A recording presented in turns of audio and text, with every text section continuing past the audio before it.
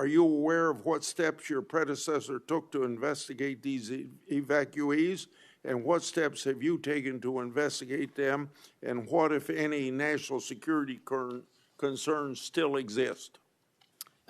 Mr. Chairman, I can't speak to the steps my predecessor took, but I will make sure we do a sweeping review and get back to you on that. As far as the Afghan refugees and evacuees, as during my tenure, we are going through the databases to make sure that no known or suspected terrorists enter this country to harm our nation. And also, as my resolve as FBI director, one of the first acts we undertook was a manhunt of one of the Abbey Gate bombers and leaders in that crime spree that killed 13 brave Americans. And within 2 weeks, we caught one of the leaders of the Abbey Gate bomber and brought him to justice here in 2 weeks from Pakistan. And so my commitment to you on Afghanistan in all matters is complete and without border. Yeah. Through my and other investigations, we found that the Biden administration lost thousands of undocumented children. We never heard a peep from senators wanting to help find them, even after I invited them to do so. In September 2025, the Trump Health and Human Services announced the creation of an interagency crime coordinator cell to find these and other missing children. That interagency group reportedly includes your agency. What resources and personnel have the FBI assigned to this new interagency effort, and what steps have the FBI taken to assist in locating missing children that the incompetent Biden administration lost? Protecting our youth is maybe the top priority for the FBI. As it specifically relates to your question, Mr. Chairman, as I stated, we've surged resources not just to this cell, but across the nation to our FBI's field office to locate children who have been trafficked, who have been victims of sexual abuse. And we have located 4,700 children in the 7 months since I've been FBI director. And that is a 35% increase from the same time period last year. And we're not stopping, and we're committed to doing that work on our tribal lands as well. And we are finding victims of child trafficking and child abuse every county and every district, and we're not going to stop. Okay. As I mentioned during my opening, I'm releasing documents with Senator Johnson about Arctic frost. Specifically, the documents show its scope expanded to include 92 Republican organizations. From evidence that I've seen, it looks to me like another political hit job against Republicans. What steps has the FBI taken to make sure improperly predicated investigations and weaponizations like this don't happen again? The simple answer, Mr. Chairman, is the FBI will only bring cases that are based in fact and law and have a legal basis to do so. And anyone that does otherwise will not be employed at the FBI. We are doing a prospective and retrospective analyses of individuals who may have weaponized the department and the agency. And as I've committed to you during my confirmation hearing and my conversations with you, this FBI will not be weaponized anymore in either side of the aisle. In June of this year, I raised concerns about the FBI's use of restricted access and prohibited access systems. According to the FBI, quote, when search teams that exist in a prohibited access status cases are searched in Sentinel, the particular search will receive a false negative Sentinel search response, end of quote. Clearly, this is not only affects FBI agents, it impacts congressional requests and court cases, and the Biden administration used it to thwart oversight.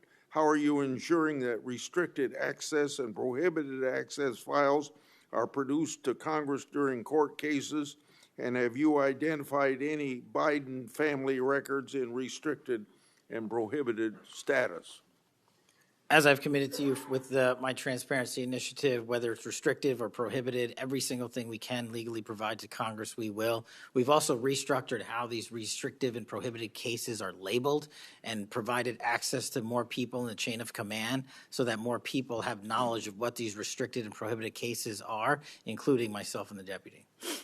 Do you commit to providing any records that are available? I do, sir. You publicly said that your team, quote, found a room that Comey and others hid from the world in the Hoover building full of documents and computer hard drives no one had ever seen or heard of. That's a quote from you. I've received a whistleblower disclosure that the room contained some information kept outside the FBI record keeping. I also have been informed via a whistleblower disclosure that the room included materials related to Special Counsel Mueller, former Director James Comey, and other documents maintained outside of the FBI. Has the FBI now reviewed and analyzed those records? Has the FBI properly recorded the documents? And these records are clearly responsive to my, as well as my colleagues' congressional requests. What steps have you taken to ensure all responsive records are produced to Congress? That has to be my last question. What's supposed to happen is leadership at the FBI is supposed to, pursuant to the Records Act, correctly store these records at our Information Management Division, IMD.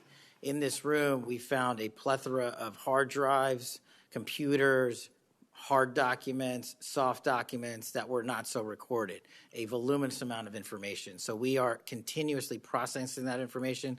So A, we subscribe to the Records Act and commit that those records will be kept permanently at the FBI.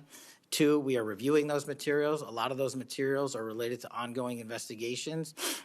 And 3, we are on a rolling basis providing Congress the documents that we can, and we will continue to do so. Okay, thank you very much. Senator Durbin. Thank you, Mr. Chairman. Director Patel, in addition to the extensive purge of nonpartisan career FBI official reports indicate that dozens of remaining officials have been subjected to polygraph exams to test their loyalty. My understanding is that approximately 40 officials have been asked to sit for a polygraph during your administration, and several have been asked whether they have ever made negative comments about you. Director Patel, FBI agents pledge their loyalty to the Constitution of the United States, not you personally. What is the basis for requiring polygraph exams of your workforce and asking them if they've made negative comments about you? I don't know what reports you're referring to, Ranking Member, and I reject any reporting that has false information in it, so I'm not going to respond to that. As far as polygraphs go, generally they are always and always have been utilized at the FBI to track down those that leak sensitive information and have unauthorized disclosures to the media, and we will continue to use them to ensure the integrity of the FBI. Did any individual on your senior executive team, the director... The personnel discussions that were had on a polygraph, those are private discussions, and many of them relate to ongoing investigations. Did you or Attorney General Bondi provide any individual with a waiver so they could remain employed after they received disqualifying alerts on their polygraphs? I'll have to get back to you. You don't remember that? No, sir. My priority is protecting the American public, not getting into the weeds of polygraphs. And to have a decent memory when you come before a committee. I'm happy to talk about all the good work the men and women of the FBI are doing, including provided the lowest crime rate in American history. If you want to talk about how to protect the citizens, Chicago has seen a 30% reduction in its murder rate because of the men and women of the FBI. You take credit for that? I'll happily do that. You the take interagency partners and the men and women of the Chicago PD have never been more powerful. Include local law enforcement, please. Have you ever seen my testimony across this country where I always lead with our interagency partnerships with state and local law enforcement? It is the pillar of what I am doing. And on the 7th floor, for the first time in FBI history, I have installed police officers and sheriffs right on my 7th floor to report to us every day what's going around the country on the street level, because that is a priority of the FBI and is the only way we are going to work. I don't take credit for anything, but I will defend the men and women of the FBI and the cops that help us get it done. You should. Director Patel, to your knowledge, did a whistleblower ever make a disclosure to Attorney General Bondi indicating that the New York field office was withholding Epstein-related records? I'm not familiar with that whistleblower. You know that there was such a whistleblower? I'm not familiar with that whistleblower. In response to the blowback she received, Attorney General Bondi also pushed the FBI to review approximately 100,000 Epstein-related records on an arbitrarily short deadline in March, and the FBI was directed to flag any documents that mentioned President Trump. Nothing came of that review until July, when DOJ and FBI released an unsigned memorandum stating there is no incriminating client list. Why was this July 7th memorandum unsigned? Would you prefer I've used AutoPen? Well, why was it unsigned? The memorandum had the insignia of the Department of Justice and the Federal Bureau of Investigation. And in our effort to secure transparency for the American people, because the 3 prior administrations had not done so, we conducted an exhaustive search of everything related to the Epstein cases, and we produced what was legally and permissibly able to be produced to Congress and the American public. So and there's a congressional subpoena, and we're continuing to do so. Did you personally direct that investigation so that you would sign such a... Did I personally direct what investigation? Of the Epstein records for any reference to President Trump?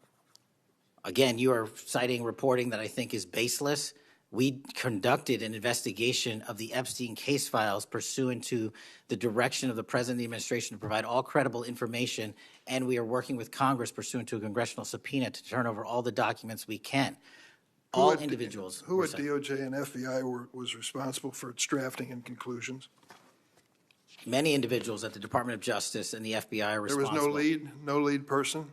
The Attorney General leads the Department of Justice, and I lead the FBI. So the Attorney General is responsible for that? The Attorney General leads the Department of Justice. Director Patel, much like you, Deputy Director Dan Bongino was a conspiracy theorist who built a lucrative career making inflammatory and unsubstantiated statements about the FBI that would be disqualifying in any administration that cared about nonpartisan law enforcement. For instance, Mr. Bongino called the placement of pipe bombs outside the DNC and RNC headquarters on January 6, quote, an inside job, and went on to say, this was a setup.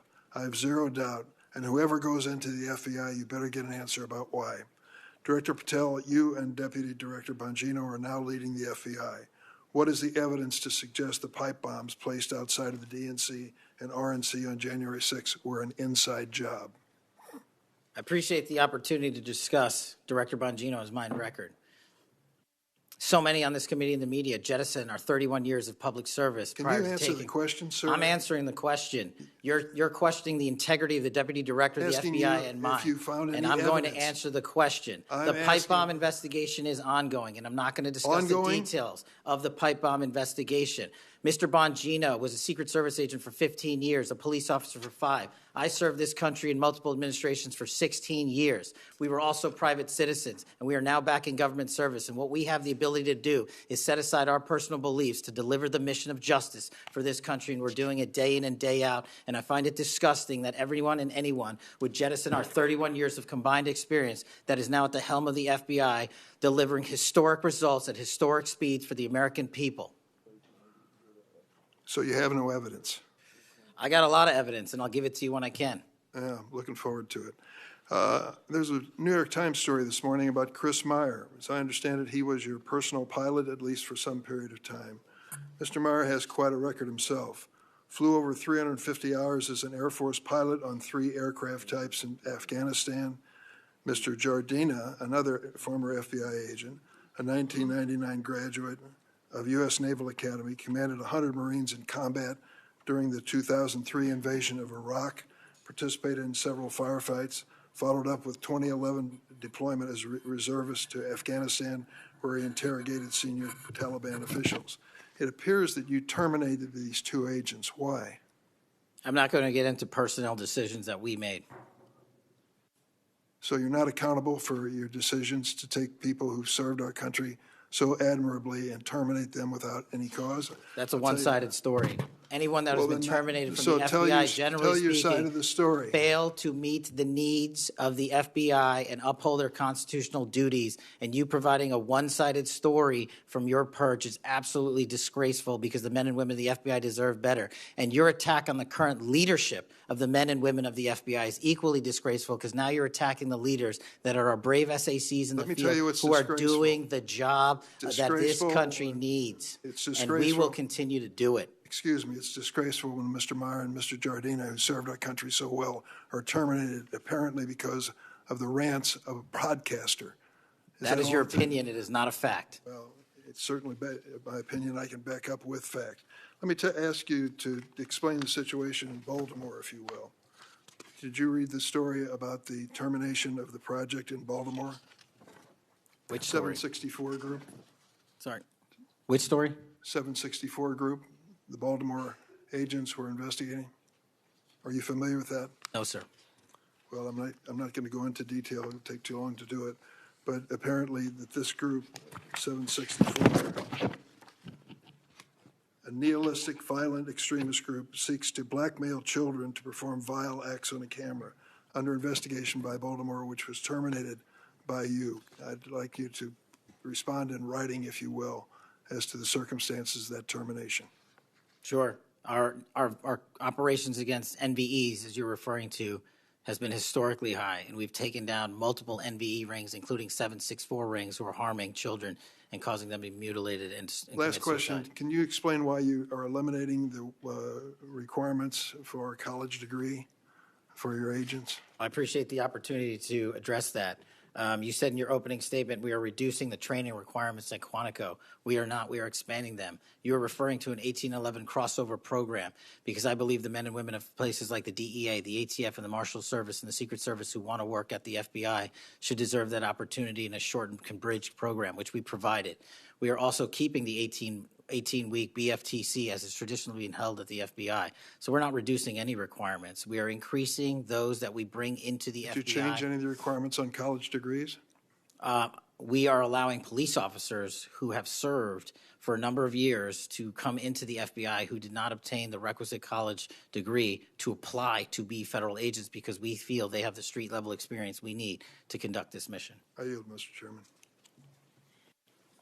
I have to respond to this business about you not treating employees properly because I served under the previous administration when Democrats willingly turned a blind eye to Biden administration retaliation against my whistleblowers. They didn't get due process when their careers and lives were upended. I'm talking about people like Dina Perkins, Jeffrey Veltri, Timothy Dunnan were removed from their positions. Several whistleblowers were reported that they targeted FBI employees for their political beliefs by suspending and revoking security clearances. One FBI whistleblower said that Perkins, Veltri, Dunnan, and other FBI leaderships were, quote, responsible for what happened to me and my family. Ensuring that they no longer work at the FBI isn't retribution, it's responsible leadership.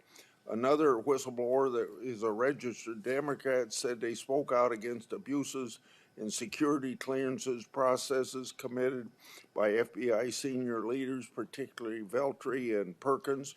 Then Perkins and Dunnan suspended their security clearances and put them in unpaid leave. I'm going to put some more examples like this in the record so I don't take up a lot of time for my colleagues. Senator Graham.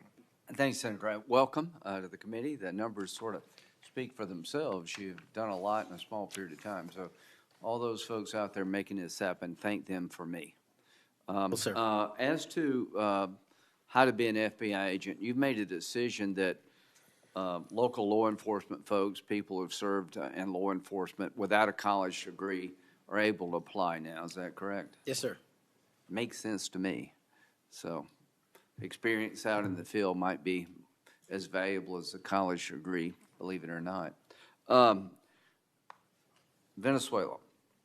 We're blowing boats out of the water in the Caribbean because they're connected to international narco-terrorist groups. Is that correct? Yes, that mission is being led by the Department of Defense, sir. Okay. What legal authority do we have to do that? Sir, I would defer the questions on legal authority to the Attorney General and the Department. Fair enough. Do you believe that Maduro runs a narco-terrorism state in Venezuela based on I believe based on the intelligence and prosecutions and investigations we are currently running, a large portion of the cocaine that exits out of South America, its origination point is in Venezuela, and using transshipment points through Haiti, they're using the navigable waterways in the Caribbean to the end state delivery, which is the United States of America, and we will hunt down every single one of those narco traffickers with the authorities. There's some actual indictments of Maduro as an individual for being involved in that. Is that correct? Senator, I think you're referring to the DEA indictment on that one. Right. So I guess the point is, would it be fair to say that Venezuela is a good candidate to be labeled as a state sponsor of terrorism under U.S. law? Senator, from my perch, we will provide the intelligence necessary for anyone who meets the threshold to be a state sponsor of terrorism, and this administration has expanded. I think they are, so we'll be going down that road.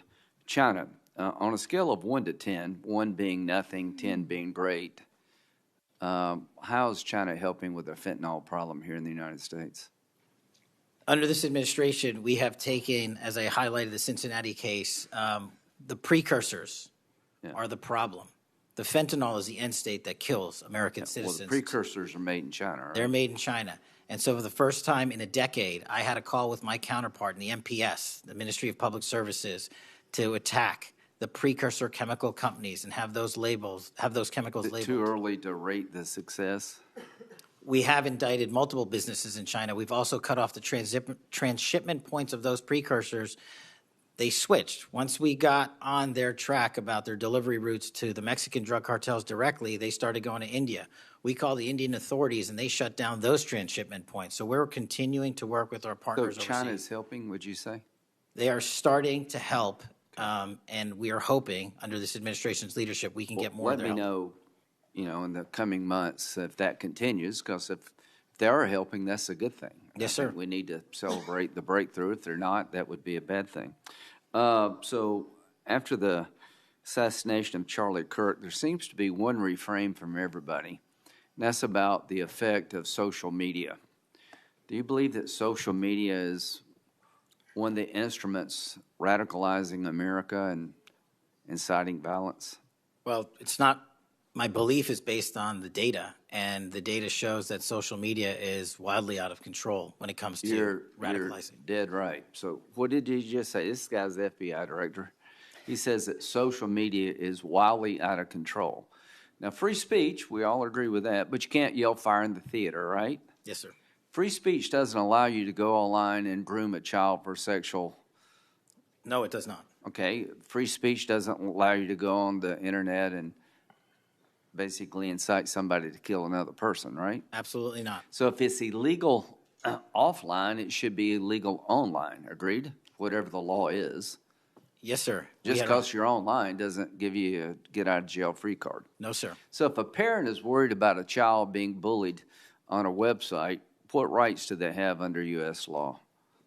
We have to balance the rights, as you said, Senator, of free speech versus those that encroach upon violence. Is there any law that can shut down one of these sites for bullying children or allowing sexual predators on the site? We are able to attack certain sites on the dark web. When it comes to the open internet infrastructure system, we have to reach a threshold to attack a company's position that only subscribes to violence. Can the parents sue that company? They can. They can? They can sue not the social media companies. That's what I'm talking about. They can sue the companies. No, I'm talking about the social media company that gives lives to this behavior. No, you're referring to Section 230, sir. Yeah. Would you advocate a sunsetting of Section 230 to bring more liability to the companies who send this stuff out? I've advocated for that for years. All right. We need to do this, folks. These companies are taking content that it makes you sick, that could get you killed, get you poisoned, and there's nothing we can do about it under our law. A person can do about it because of Section 230. So if your child is being sexually groomed online or bullied online, and you go to the social media company and ask them to take it down, they refuse, you have like zero rights. How many images of sexually exploited children are purveyed every year on social media sites? The number is astronomical. And Senator, if I can just add one step to that analysis. Please. It's not just what's on social media that is quote unquote real. It's the introduction of artificial intelligence and generative AI that is creating even more child sexually abused material and even more sexually violent acts online and mimicking people. Would you say that the way social media is structured today, really no accountability, 36 million images in 2023 of sexually exploited children, that this is a public health hazard? It is. Would you say that it's a mental health problem, particularly for younger people? It absolutely is. Do you agree that some of these sites are designed to be addictive?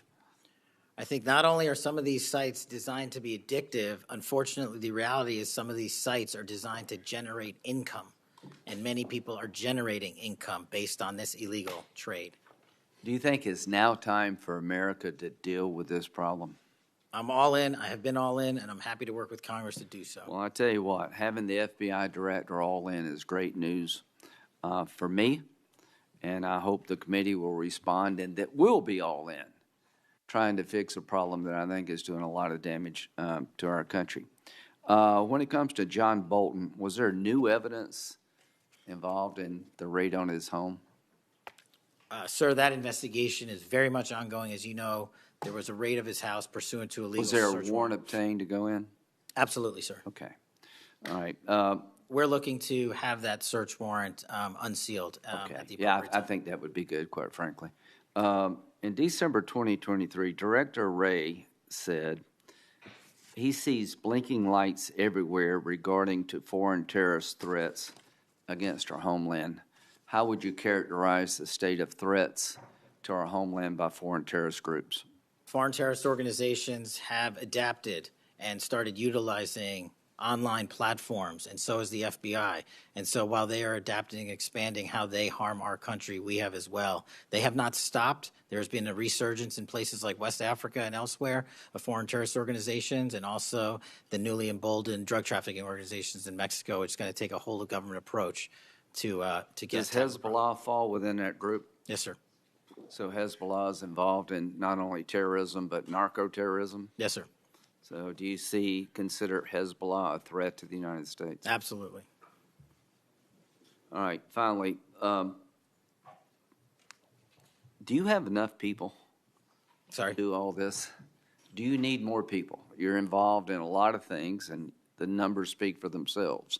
You have FBI agents helping here in Washington, D.C. Mm-hmm. You have FBI agents helping in illegal immigration. That's good. You've got a chance here to tell us if you need more people. Seems to me that threat level of this country is pretty high right now. You got thousands of domestic terrorism cases.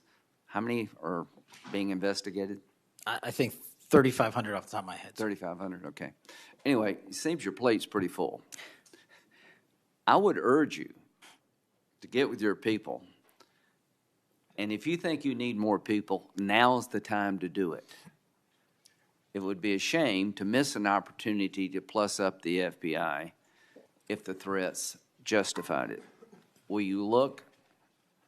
I will look, sir. Okay, but are you comfortable you have enough people right now? Right now, I'm comfortable with the reallocation of agents and personnel outside of Washington, D.C. and plussing up states like South Carolina in double-digit numbers, and I'll get back with my team on this one. Thank you for your service. Senator Whitehouse. Boy, is my timing good. It is very good. Director Patel, welcome. Thank you, sir. When you were here for your confirmation, we talked about your so-called enemies list. It appears to me that there have been adverse actions of various kinds taken against about 20 of the 60 people on your enemies list. You've been in office for 7 months. At that rate, you've got 14 months until you've hit all 60. Can you explain that? Again, That is an entirely inaccurate presupposition. I do not have an enemies list. You can continue to characterize it as you wish. The only actions we take, generally speaking, for personnel at the FBI are ones based on merit and qualification and your ability to uphold your constitutional duty. You fall short, you don't work there anymore. Well, there was a list. You don't like it to be called an enemies list, and it had about 60 names, and about 20 have had an adverse action. So those are, I think, pretty clear facts. Let me move on to your grand jury testimony, which we also talked about when you were here. I think you indicated that you understood that a witness in the grand jury is free to discuss afterwards whatever they told the grand jury. And you then went on to suggest, saying, I can't go into court orders granted by the D.C. District Chief Judge, and you want me to violate a court order. In those remarks, you fairly plainly suggested that there was a court order of some kind that somehow restricted or limited your ability to discuss your own testimony to that grand jury.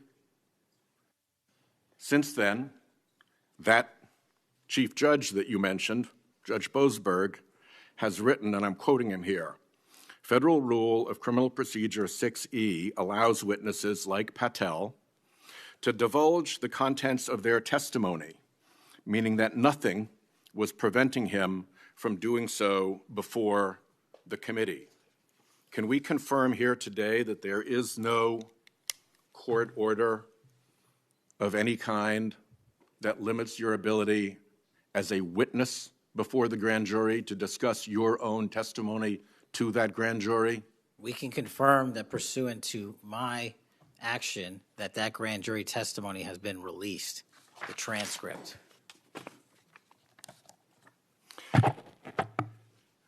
Let's, in what forum was it released, may I ask? Publicly. Okay, we'll check on that. The FBI does background investigations. In the case of a U.S. attorney, Jeanine Pirro, it has come to light that in a civil proceeding, that Fox News executives, prior to her confirmation, called her, I'm quoting here, a reckless maniac who makes, quote, insane comments, and said, I don't trust her to be responsible, and noted her penchant for what they called random conspiracy theories on weird internet sites. My question to you is, did that turn up in her background investigation? For any background investigation, Senator, we do not discuss those publicly. And for every background investigation, when there's an adjudication, it is not made by me. It is made by the career professionals who run the inspection division and background check system. Do you know if that information was found? You see, we're an oversight body here, and there are really three possibilities here. One is that the FBI background investigation didn't find that stuff. That's worth noting because these investigations, full field background investigations, are supposed to find that stuff. That's possibility one. Possibility two is that the FBI did in fact find that information and then did not report it to the administration or to the committee.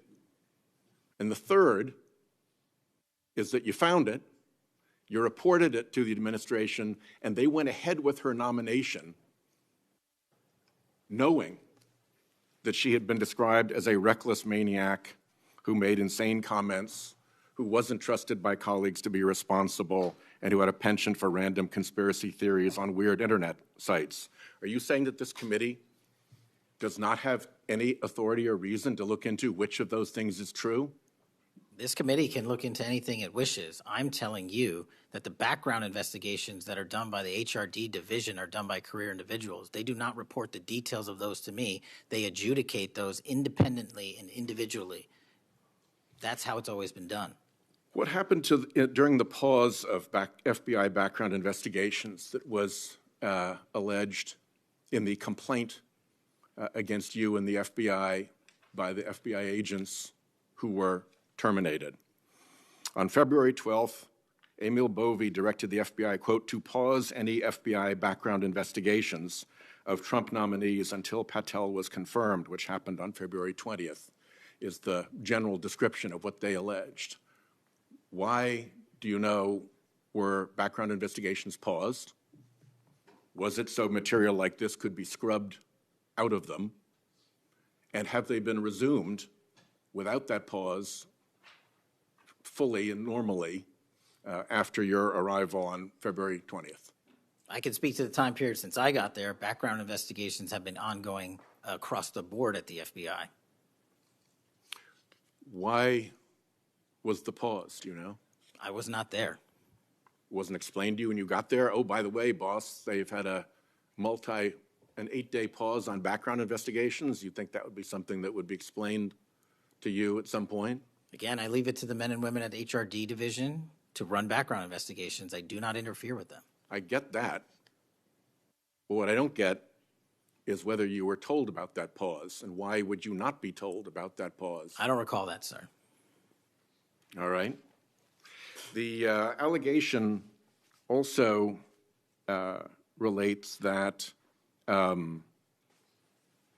part of the employee review of senior staff was whether or not they voted for Kamala Harris in the 2024 election.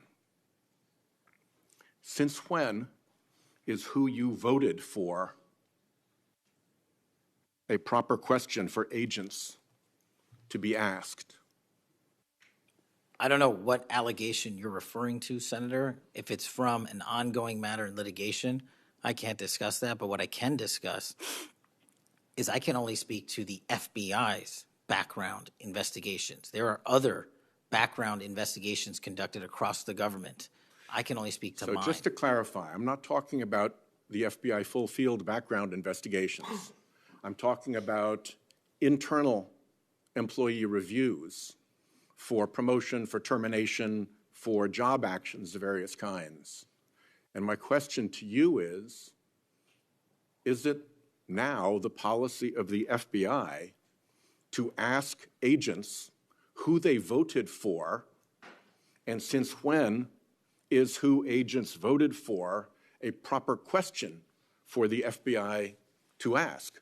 Taking those in reverse order, it's not a proper question, and it's improper to allege that I'm doing that. And also at the FBI specifically, under my leadership, we do not ask who you voted for. And just one correction for the record, if I may, Senator, it's Security Division that runs background investigations, not HRD. Okay. I'll accept that correction. And in the event that we cannot locate your grand jury transcript, just expect a question for the record that will give you the chance to either provide that transcript again if it had been previously provided, or to make the statement that Grand Jury Rule 6E allows you, to the best of your recollection, truthfully, about what it is that you told that grand jury. Do you understand that? That's why I wanted the transcript released, and we'll get it to you, sir. Thank you very much. Thank you, Chairman. I think I want to take an opportunity when we hear about your political weaponization to remind my Democratic colleagues that what's happened the last decade, federal law enforcement, intelligence community, even when Trump was president, has thrown everything at him. They've even gone after his associates and Republican Party organizations. One investigation after another, one prosecution after another.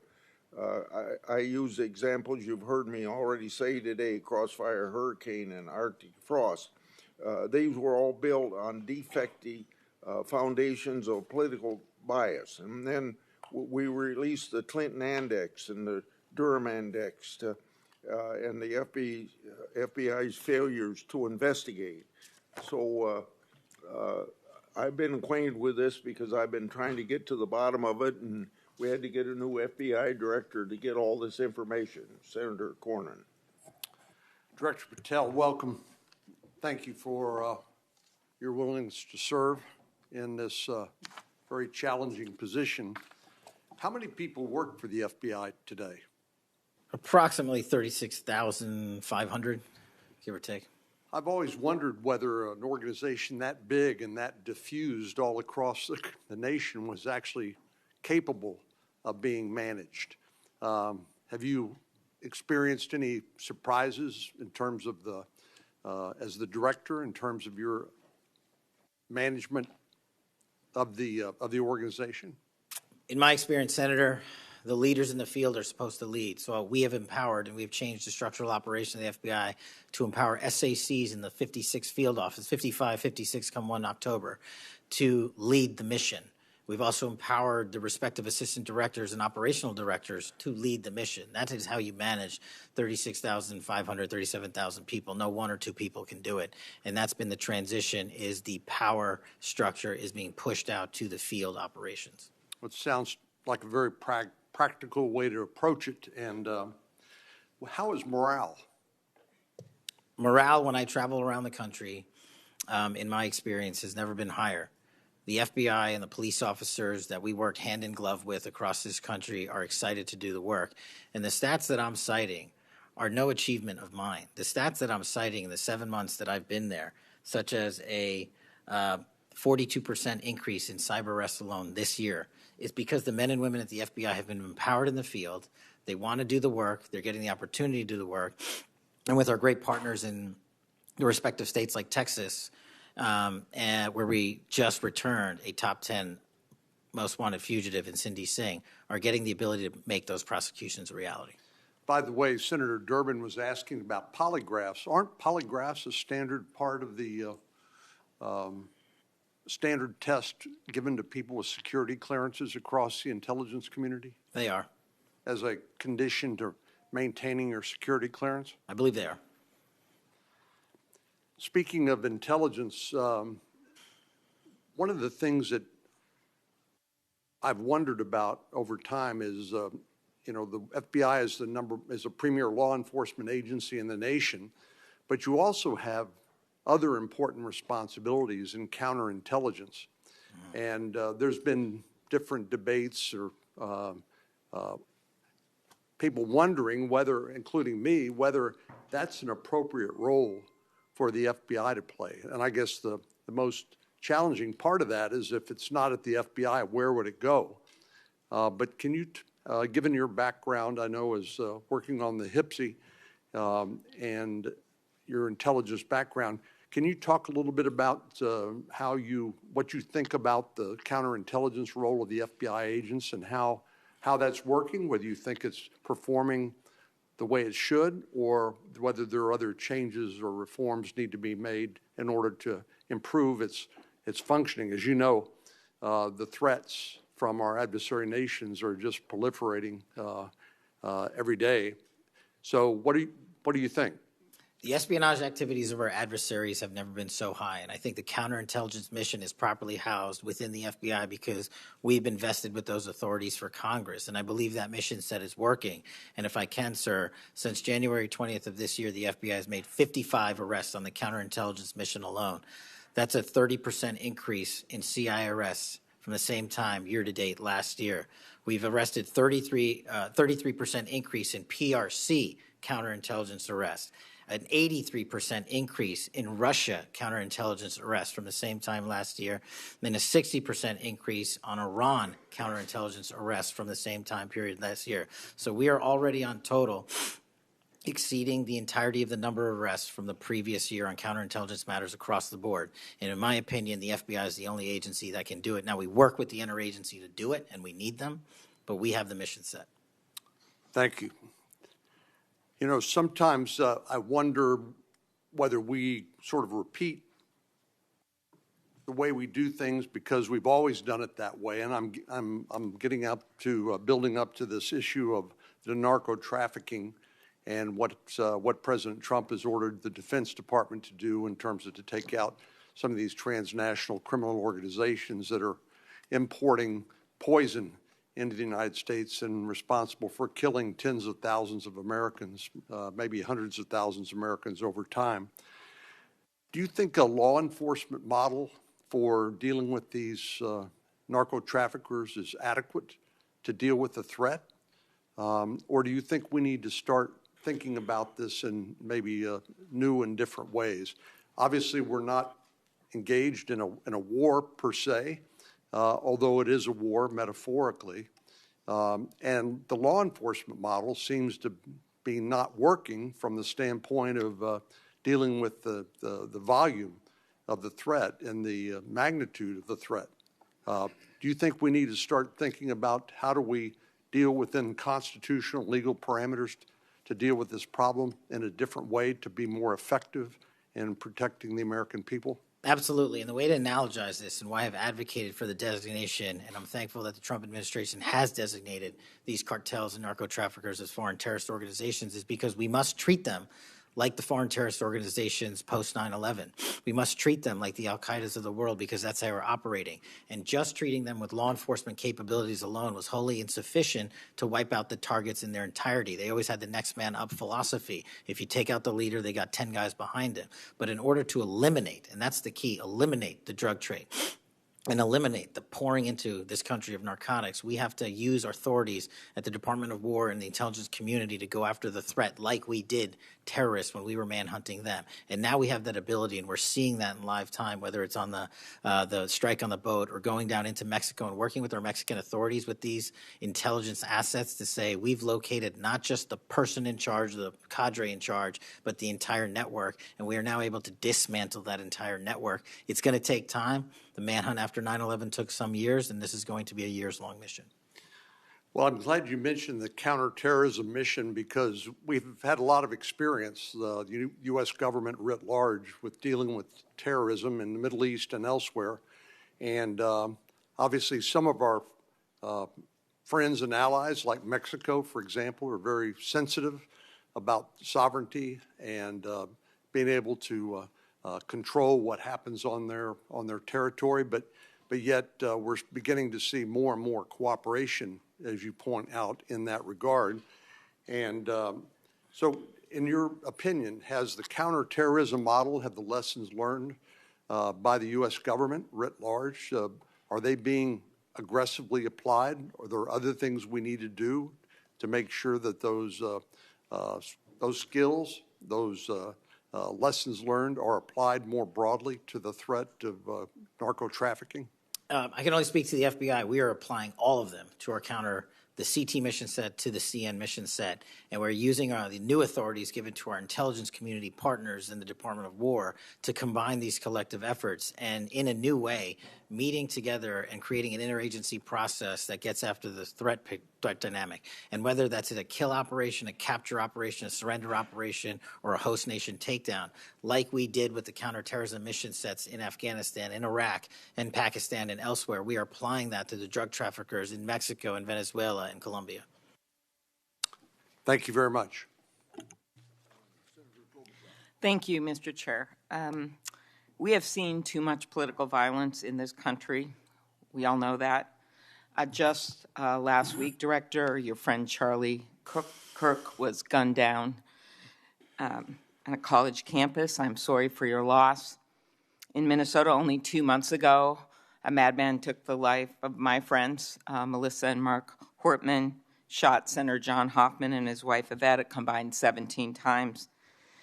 And evidence indicates that he would have killed a lot more if law enforcement hadn't intervened. Just last month in my state, we were again shook to the core when little kids were shot down through stained glass windows in Annunciation Catholic Church in Minneapolis. And while the victims weren't politicians in this case, they were 6-year-olds and 8-year-olds, the manifesto that the shooter left behind was political. But in the words of your own federal law enforcement, this person was an all-purpose hater. Went after blacks, Hispanics, the president, Muslims, Jews, nearly everyone. And this happened during the first Mass of the year for these kids. They were excited to see their friends, meet their new teachers, and 2 children, 8-year-old Fletcher Merkel, 10-year-old Harper Moisky, were murdered. 21 other people injured, some of the kids, 18 kids, severely. Fletcher was just starting 3rd grade. He loved his family, his friends. He loved fishing and cooking, in his dad's words, any sport he was allowed to play. Harper, the other child, we celebrated her life this Sunday, thousands of people. Her parents described her as bright, joyful, and a deeply loved 10-year-old whose laughter, kindness, and spirit touched everyone that she knew. We've heard the words of young children who were saved because 12-year-olds laid on top of them, or a kid with disabilities who was paralyzed, whose teacher pulled him out of the wheelchair, threw him under the pew, and laid on top of him.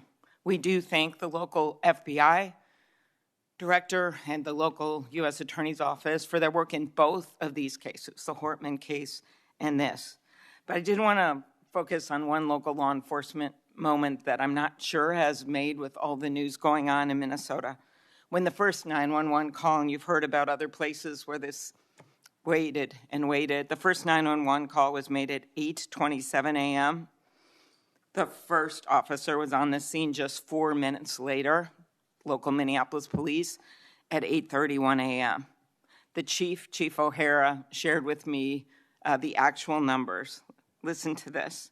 Over 20 people were in ambulances just 14 minutes, all of them, after the police got on the scene. 14 minutes after the first call. Tourniquets, stretchers, and they got them all to Hennepin County Medical Center or Minneapolis Children's Hospital. And I think it is worth looking at what happened there, because one of the dads whose daughter was severely injured, still in the hospital, that I met on Sunday, told me that there is absolutely no way his beautiful daughter would have survived if police hadn't been there. So it is worth looking at for all of us. So my focus on behalf of these parents, because I promised I would do this on Sunday, was just to figure out how we can do anything to stop this from happening again. So expanded background checks, ghost gun bans, every shooting is different.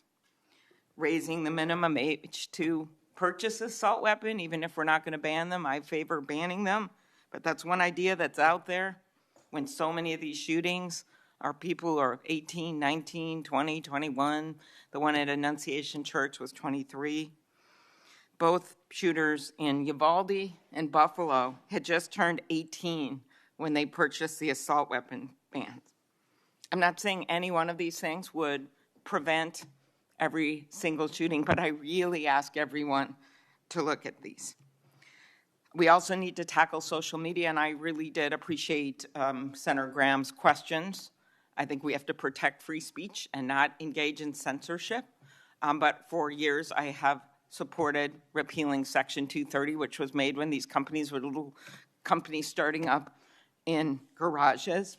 And I think it is one way to get at making this better environment online and preventing violence. So my first question is on the assault weapon ban. Do you think that would be helpful in reducing gun deaths, Director? Senator, if I may, I want to answer the question, but thank you for your remarks, especially it relates to my friend Charlie, and I share and relay my remarks, my sentiments to you. Minnesota has suffered untold tragedy in these last few months, and whatever creativity we can use to eliminate even just one shooting, one horrific death, I am in favor of engaging with Congress fully to do. I don't have the answers. I don't know what will eliminate it in its entirety, but I'm willing to engage and explore new ways with you, Senator. Okay, thank you. And so, assault weapon ban, what do you think? Senator, I think there are instances on this legislation that could prevent future attacks, but I'm not going to weigh into the creation of legislation. Could you also look at, and I favor just assault weapon ban, not getting these guns in the hands of people that shouldn't have them, but could you look at the numbers on the ages? Yes. Because from 18, even going from 18 to 21, which wouldn't have prevented the shooter in Annunciation Church from purchasing that gun. He purchased several the same day. Over 100 rounds were fired from the assault weapon through the stained glass windows. So if you went up to 25, it would have stopped that immediate purchase and probably saved the lives of these kids. But if you go to 21, that is the same age that already applies to purchasing handguns from federally licensed dealers. So I prefer another approach, but I was hoping that our Republican colleagues would at least look at that, given Uvalde, Buffalo, and some of these other mass shootings, trying to be practical, but thinking that it could make a major difference. Strengthening background checks, could you also look at that? And then banning ghost guns and bump stocks. What do you think of that? So, Senator, you're talking to my heart here on one of the core missions at the FBI, which is our CJIS facility in Winchester, Virginia, which is our hub for our NICS checks, our NCICs, our capabilities on when we have, I think it's 19,000 state and local community law enforcement come to us for these background checks. We're trying to make that processing as fast as we can so we can get them real-time information. I think we have a 93% clearance rate in 15 minutes as it relates to ghost guns, but we can do better. All right, well, just if you could get back to me on all those and talk to the White House.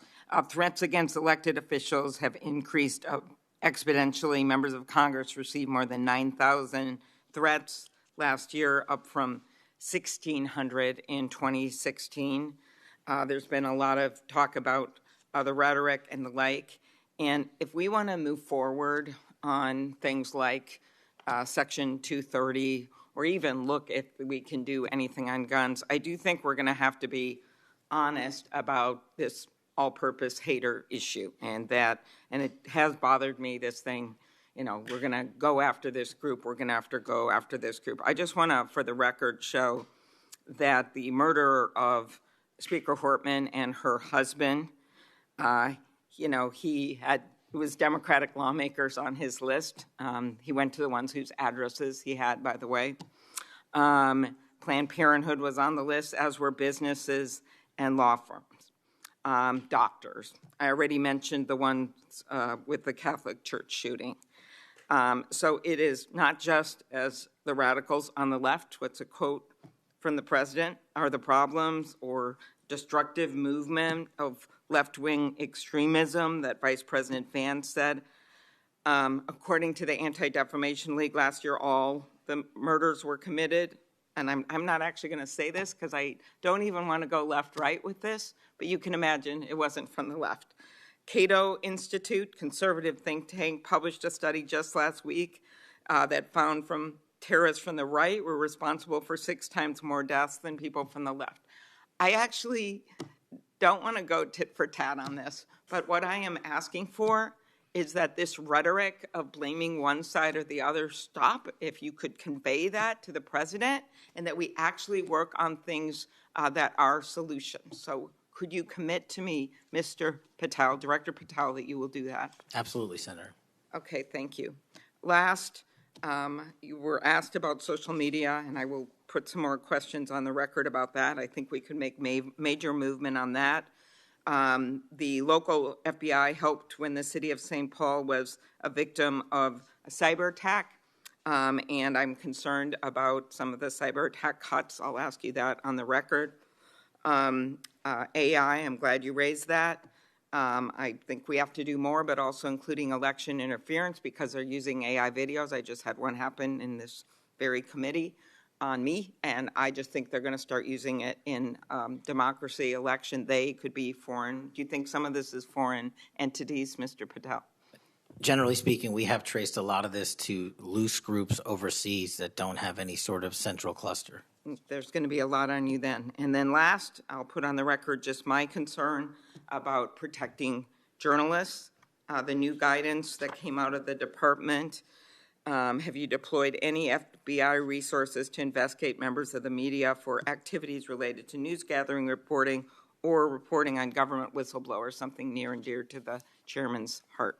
The only time we would involve an investigation of a journalist if they've conducted or committed an allegation of separate criminal activity, most prominently leaks of classified information. Thank you. Senator Hawley. Thank you very much, Mr. Chairman. Director Patel, good to see you. Thank you for being here. You're leading the FBI at a very critical time for that agency and also a critical time for our country. And I want to start by talking to you about the tide of violence that we have seen, ideological violence against people of faith, particularly Christians. You just think here, take a rough catalog. Just in the last couple of years, we've seen shooting at the Covenant School, Christian school in Nashville. We've seen school shooting at the Annunciation School. We've seen church shootings multiply. We've seen acts of crime and violence, vandalism, arson against churches and parishes all across the country. And then, of course, last week, Charlie Kirk, who said, "I want to be remembered for my courage, for my faith," was shot on a college campus. Let me just start with the assassination of Charlie Kirk. Is the FBI, and I appreciate the tremendous work the FBI has done in this investigation, is the FBI investigating the Kirk assassination as part of this broader pattern of anti-religious, anti-Christian violence? We are investigating Charlie's assassination fully and completely and running out every lead related to any allegation of broader violence, and we're producing results on that we'll disclose when appropriate. Good. I'm glad to hear that. Let me just ask you a few questions about that, if I could. Sure. Reports have suggested that the FBI is investigating a broader network of groups that may have had some knowledge of the shooter's plans.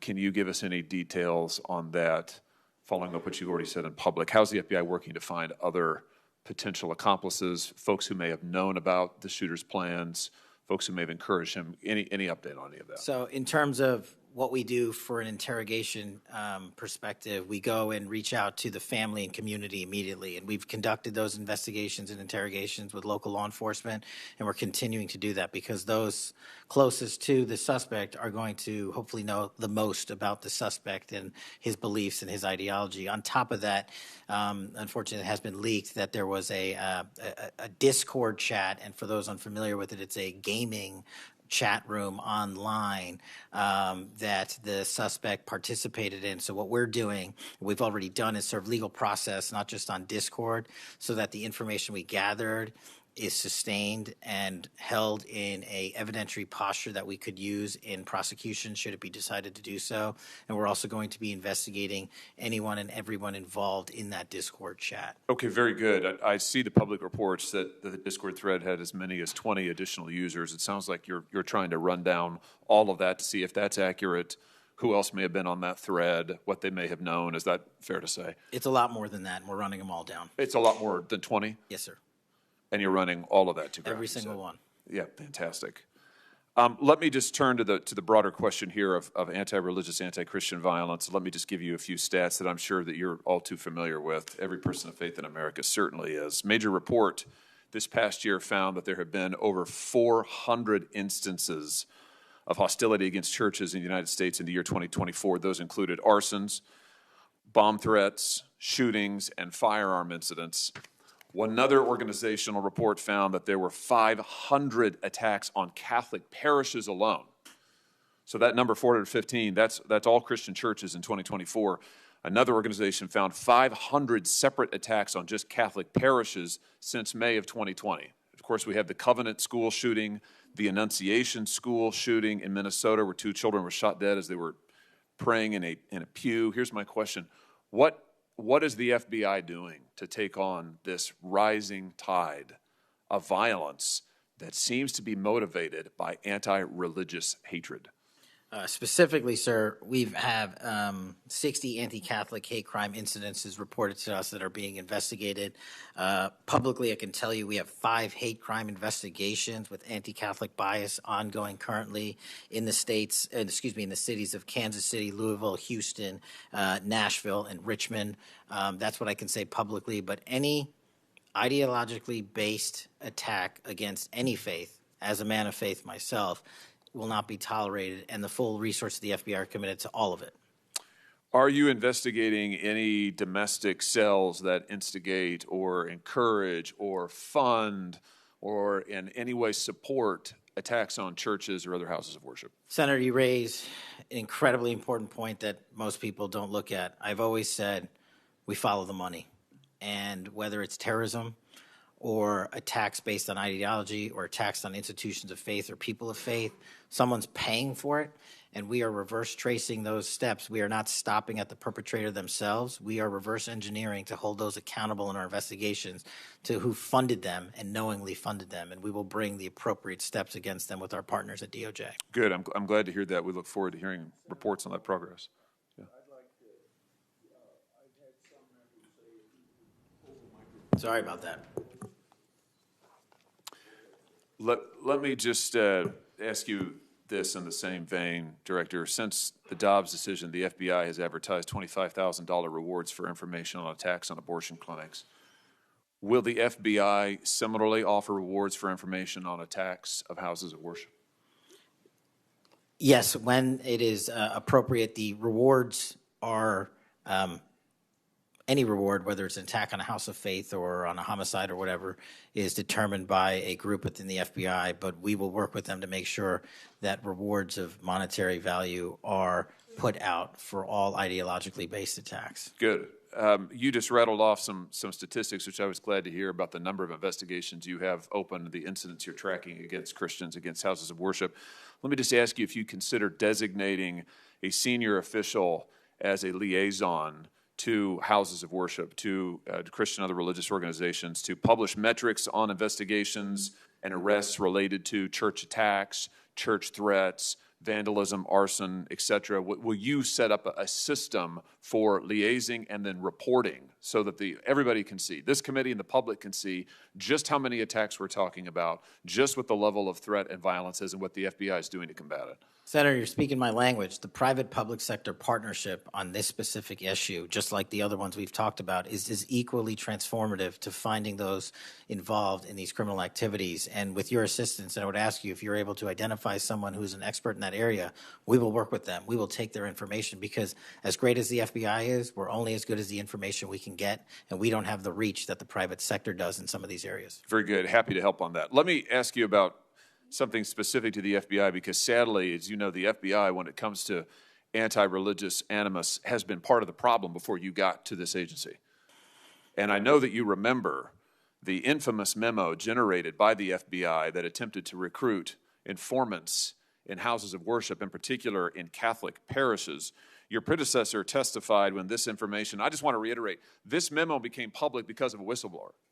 It was not turned over to this committee. It was not disclosed to this committee. In fact, we were told it didn't exist, and then a whistleblower published it, showing that indeed the FBI had recruited informants, attempted to, into Catholic parishes. Your predecessor then testified, sitting right where you are today, he testified that this, I'm going to quote, was a single product by a single field office, end quote. That was a lie. Because we then had additional whistleblowers come forward and say, no, actually, multiple field offices contributed to the drafting of the report.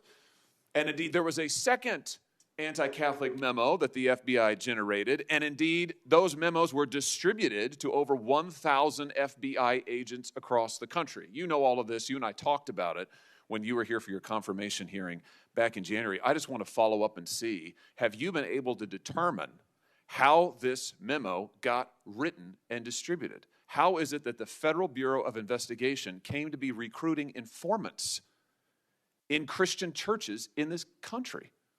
Senator, we did dig in, and we are doing our investigation simultaneously with Congress. And just to put it in perspective, we've provided 700 documents on the Richmond Catholic memo specifically to this committee, whereas my predecessor provided 19 pages.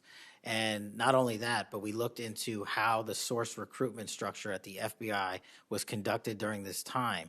And we made adjustments and permanent fixes to ensure that sources are not put into houses of worship unless there is an actual ongoing criminal or international terrorism threat. We will not use sources at this FBI to investigate and cull information just for the sake of culling information in houses of worship. Has anybody been fired for this? There have been terminations related to this and resignations. Good. There need to be, because if this is going to be standard at the FBI, nobody can trust the FBI. You want to talk about violating the First Amendment? This has got First Amendment violation written all over it. It's one of the most revolting chapters in the FBI's history. And considering what we're seeing more broadly in terms of the acts of violence against people of faith, This has absolutely got to end, and the FBI has to lead the way. So I count on you to do that, Director. Let me just, in the minute or so that I have remaining, let me just shift gears and ask you about something else you said earlier. You said that protecting our youth is maybe the FBI's top priority. It's great to hear. Let me ask you about the role of AI chatbots in that, which you've talked about a little bit already today.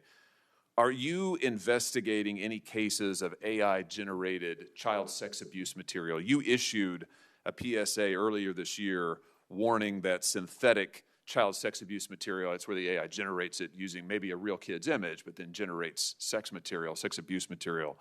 You warned that that was illegal under federal law. Is the FBI investigating any instances of this synthetic CSAM material generated by AI that you can speak to? We are investigating dozens of those matters because, let me just say this, as far as the FBI is concerned, generative AI that produces CSAM, child sexual abuse material, under our investigative authorities is treated as equally as if it were actual child sexual abuse material. There's no difference for me and the FBI on this. Let me just ask you. Thank you for being here. There's a number of issues I hope that we can speak to. I want to start by reading something you said to me during your confirmation hearing under oath. I have no interest, no desire, and will not, if confirmed, go backwards. There will be no politicization at the FBI. Then you looked me in the eyes and said there will be no retribution actions taken by the FBI should I be confirmed as director. I told you that in your office. I tell you that again today. I'm concerned that that's not what's happened, that since you took over as director, you've cleaned house or forced out senior leaders across the Bureau, in particular targeting those that worked on investigations of President Trump. The former acting director has just sued you for firing him for political reasons. So did a leader in the D.C. field office. And the well-respected leader of the Salt Lake City office was pushed out last month, leaving that office shorthanded at a particularly difficult time.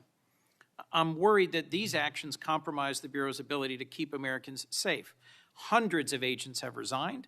You are lowering application standards to fill vacancies. You've reassigned large numbers of agents to work on immigration and street crime, issues other law enforcement agencies can handle, perhaps more effectively with the FBI, but I'm concerned that this compromises the Bureau's ability to address national security risks, uniquely its capability.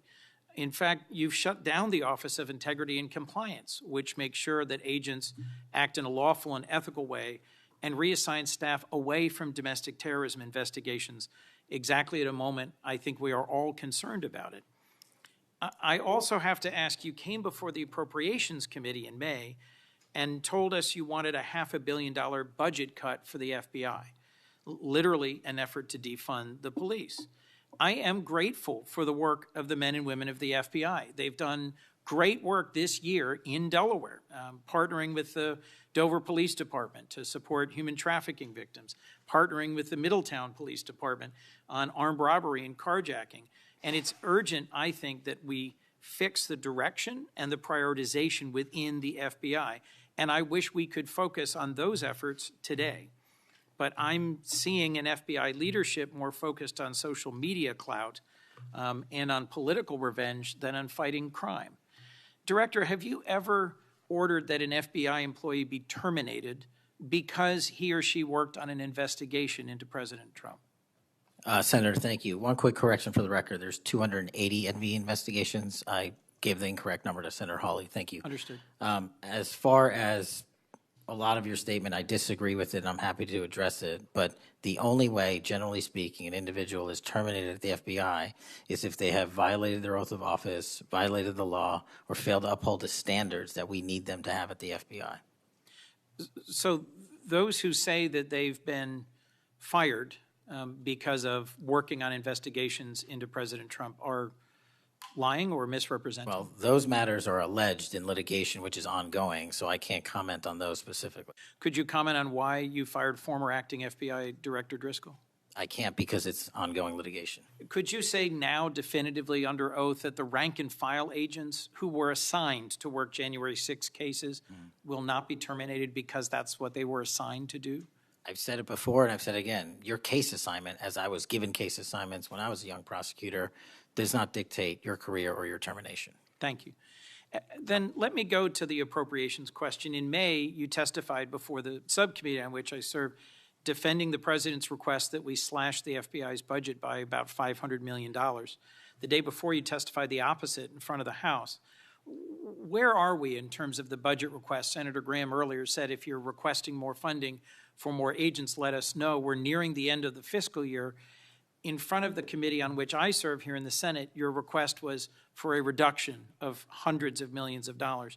Where are we? Where we are in the budget cycle is we at the FBI are in support of the president's budget, and we are in support of eliminating waste, fraud, and abuse. We've already identified tens of millions of dollars of duplicative contracts that the FBI was spending on software and private sector engagements. We've also identified duplicative workloads. So we are transitioning those folks out of doing the same thing twice over and into the field. And that's my focus right now. And the move of the FBI headquarters is also going to save the FBI $3.5 billion in the American taxpayers. So we're focused on eliminating waste, fraud, and abuse. And as I told Senator Graham, if I'll go back and talk to my team, and if we need more, we'll let you know. Are you planning any additional reductions in force, Director? No. How many vacancies are you currently trying to fill within the agency? In terms of the 1811 ranks, there's a few hundred open vacancies that we have funded.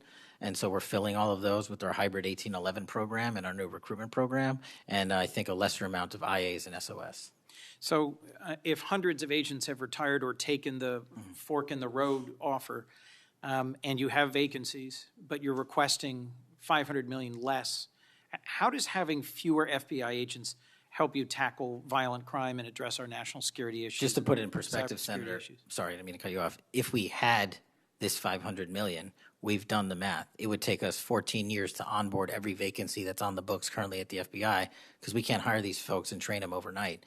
It's a years-long process. So we are currently focused on recruiting the best and filling the positions to the best of our needs. And we, even if we had this extra money, wouldn't be able to hire them overnight. We're looking for where the need is greatest, where in the country we need to send them, and how we can change the training requirements, which is why I'm thrilled to have police officers. They might not have a college degree, but they got the street smarts and the cop smarts to become FBI agents, and that's what we want. Let me turn to Section 702. Yes, when you testified in front of the CJS subcommittee, we talked about this issue. You told me you were in favor of reauthorizing FISA Section 702 when it expires next year, right, so long as the reforms implemented last year, reforms like better training for agents and real consequences for inappropriate searches of Americans' communications, were maintained. You also said that you had some ideas about how to make Section 702 better going forward. Can you give me an update on the FBI's implementation of these reforms and the direction you think it should go? Absolutely. I think you're referring to the query process, and if you're not, let me know. But any instance of abuse or mistakes that were made in the query process have now been changed. It used to be you can make multiple mistakes and continue to access the query database system. I've changed that. If you make a mistake, you're immediately sidelined, a review is conducted, and if it was an actual mistake, i.e., there should have been S on the end of that name and there wasn't, then we put you back in. But we have to review those matters. So that's happening. And if there was an intentional mistake, you have no more access to the 702 query system and its database. So we've also done an audit of the entire 702 system and the query databases, and now we are nearly 100% of the audit. And I think we found one or two, I'll have to get back to you, quote-unquote mistakes within that system, which are currently being reviewed. Thank you. You had told me in May that you'd send me updated statistics about the Section 702 searches of Americans' data. I haven't received it. When will I get that? I'll work with my team to get that to you, Senator. And frankly, in May, when you were testifying that you were implementing these reforms, you were also closing down the Office of Internal Auditing at the FBI. Now, that was the office created in the first Trump administration to improve the Bureau's compliance with Section 702.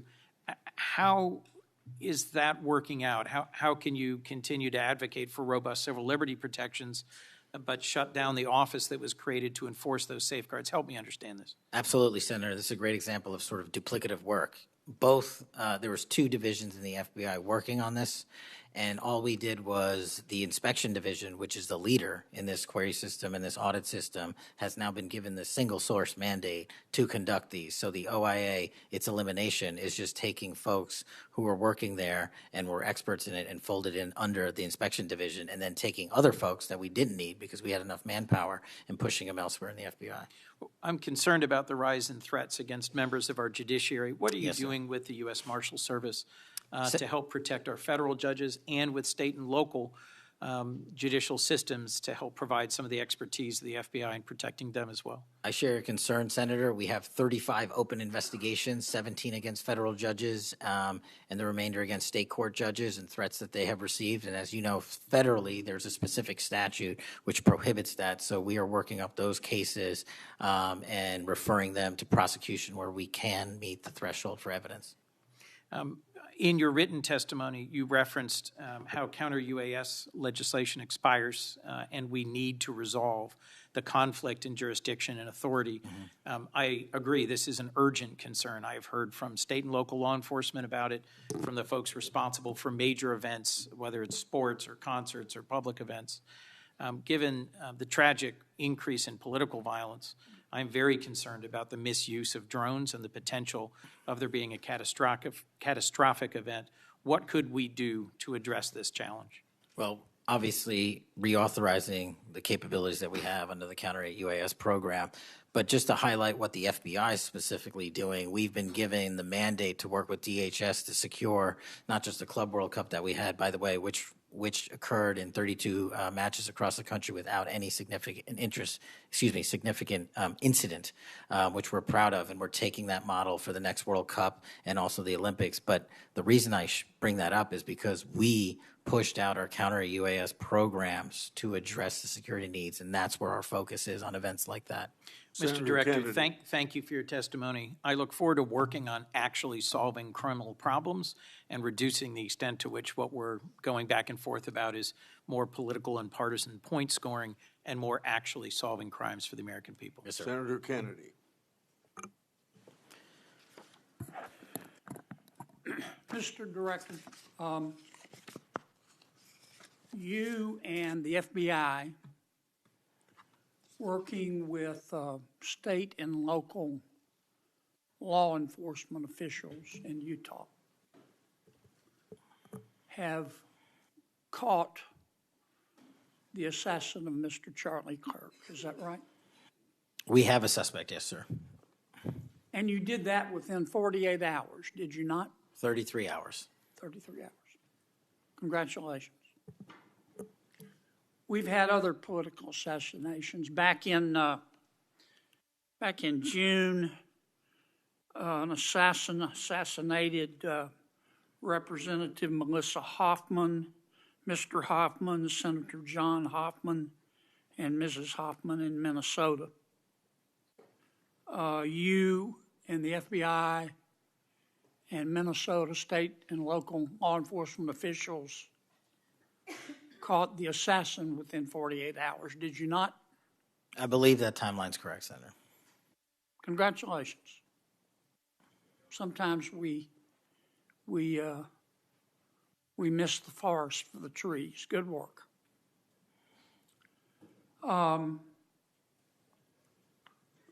Did Mr. Kirk's assassin act alone? As I've said since the beginning, Senator, it is very much an ongoing investigation, and I can't speak to the state charges. That's for the state to address on their own, but we are providing them with the same investigatory findings reporting the department. And as I noted to Senator, I believe it was Cornyn or Hawley, that there are a number of individuals that are currently being investigated and interrogated, and a number yet to be investigated and interrogated specific to that chat room. So we are very much in our ongoing posture of investigation. So others could have been involved? Yes, sir. Okay. I asked you this last time you were here. Kash, you remember Mr. Peter Strzok and Ms. Lisa Page? Yes, sir. Mr. Strzok was an FBI agent. Ms. Page was an FBI lawyer. They were both very aggressive anti-Trump political activists. who allowed their political opinions to affect their work at the FBI. Is that a fair statement? I believe their text messages and their testimony that was secured by the OIG and DOJ speak for themselves. In fact, Mr. Strzok and Ms. Page were having an extramarital affair, and at one point, Ms. Page texted Mr. Strzok, quote, "Trump's not ever going to be president, right? Right?"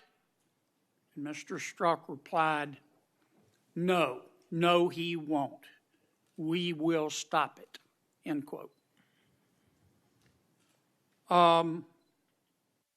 Ms. Page resigned from the FBI. Mr. Strzok was fired.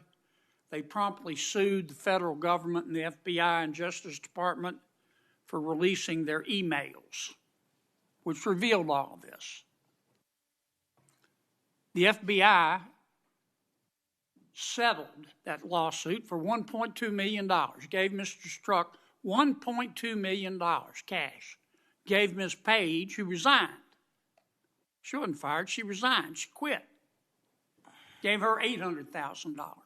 Who at the FBI made that decision to give them money? That settlement was reached in the Biden administration when my predecessor was the director. Who?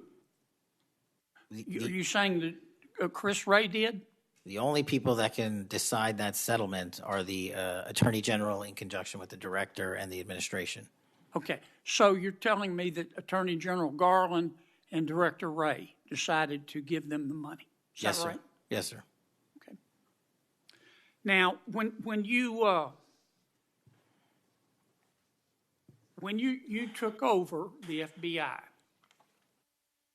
did you find instances of where, under the Biden administration, the FBI had weaponized the agency to push the political beliefs of President Biden? Sorry, the last part. When you took over the FBI, did you find instances of where the Biden administration had politicized the FBI to prosecute its political agenda? Well, I won't speak for other people. Haven't been a target of that weaponization, haven't been a staffer on the House Intelligence Committee, having had the Justice Department weaponized against me for making the findings and leading the investigation of Russiagate. I know what that feels like, and that's why as the FBI director, I'm committing to not ever have that ever happen again, but I'm also committed to fully investigating what was done, and that matter is still ongoing. So I assume, I take it your answer is yes. Yes, sir. And you're firing those people, is that right? Anyone that politicizes their job at the FBI will not work at the FBI. Okay. You've heard some of my colleagues either implicitly or otherwise suggest that you have politicized the FBI to prosecute the political beliefs of President Trump. Is that true? I don't know how that can be true when the stats that I cited, to include the 23,000 arrests, 6,000 weapons seized, 1,600 gang and criminal enterprise organizations, 4,700 children found and rescued, more enough fentanyl seized to kill a third of America. The men and women of the FBI are now on an apolitical mission, and this is why the numbers are historic in 7 Have you months. fired people because they voted for Vice President Harris? I don't ask people who they vote for, and neither does the FBI. Okay. But you've given people polygraphs, have you not? Many people in the FBI take polys. The FBI does that all the time. Yes, sir. Does it not? Yes, For sir. a long time, is that correct? Decades. All right. I want to ask you about the Epstein files. Have you seen the Epstein files? I have not reviewed the entirety of it myself, but a good amount. Okay. Would it be fair to say that Mr. Epstein trafficked young women, including, in some instances, minors, for sex to himself? That was specifically the allegations in the 2018 indictment in the Southern District of New York. Okay. Who else did he traffic these young women to? In terms of what the investigation, again, going back to 2008, Mr. Acosta, who limited the investigation and limited the search warrants and limited the parameters of the investigation, The only thing we are able to speak to publicly, because he was given a non-prosecution agreement by Mr. Acosta, is that first time period from, I believe, don't quote me on this, 97 to 2001-ish. And then when the Trump administration courageously reopened it. Excuse me for interrupting, but I'm going to run out of time. You've seen most of the files. Who, if anyone, did Epstein traffic these young women to besides himself?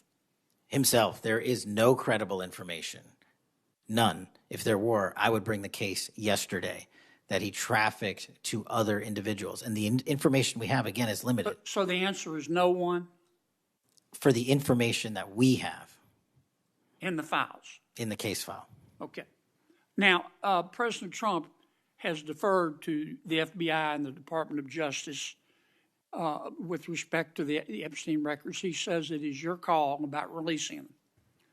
And I understand that the department and the agency have decided to release them in cooperation with the House committee. Is that correct? Yes, sir. So you're releasing them a little bit at a time. Is that correct?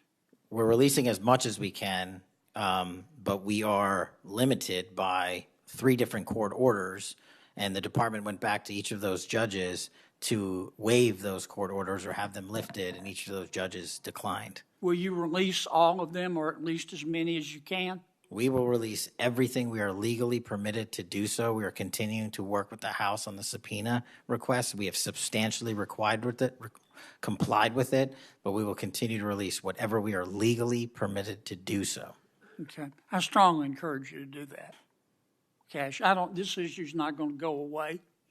And I think the central question for the American people is this.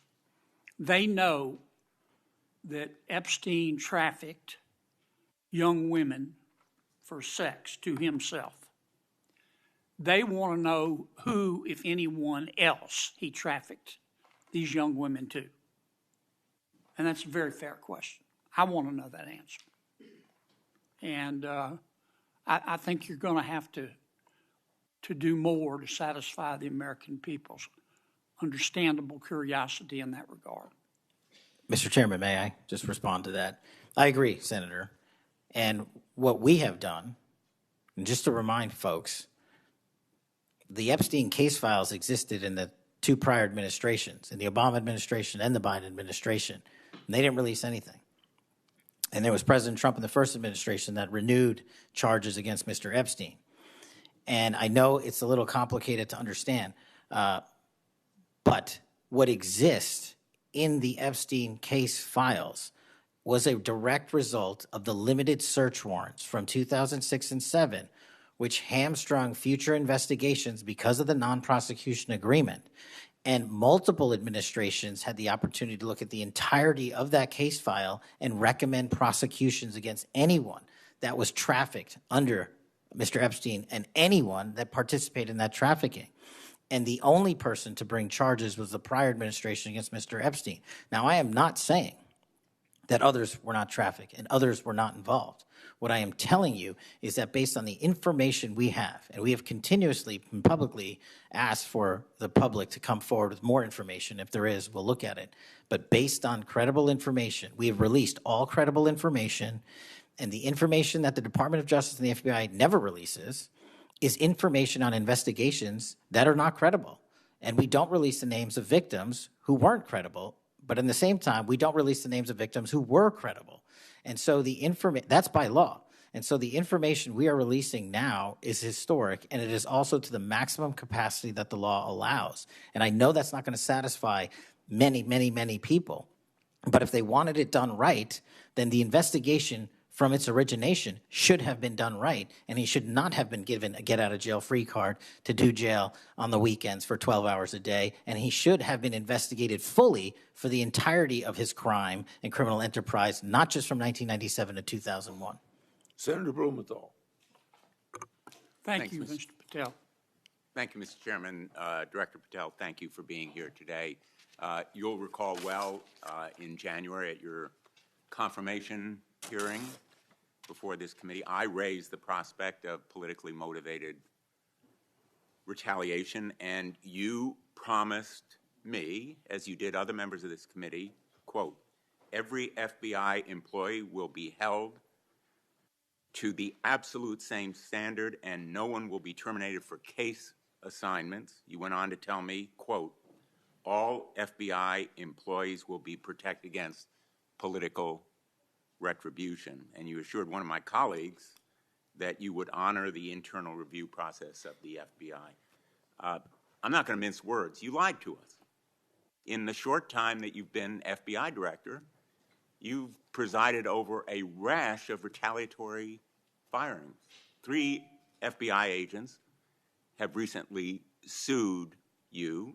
They are FBI agents with 60 years between them of distinguished service, rescuing hostages, saving kids from predators, dismantling drug cartels, and their allegations, their civil allegations, are a searing indictment of your tenure as FBI director. But it's not just those 3.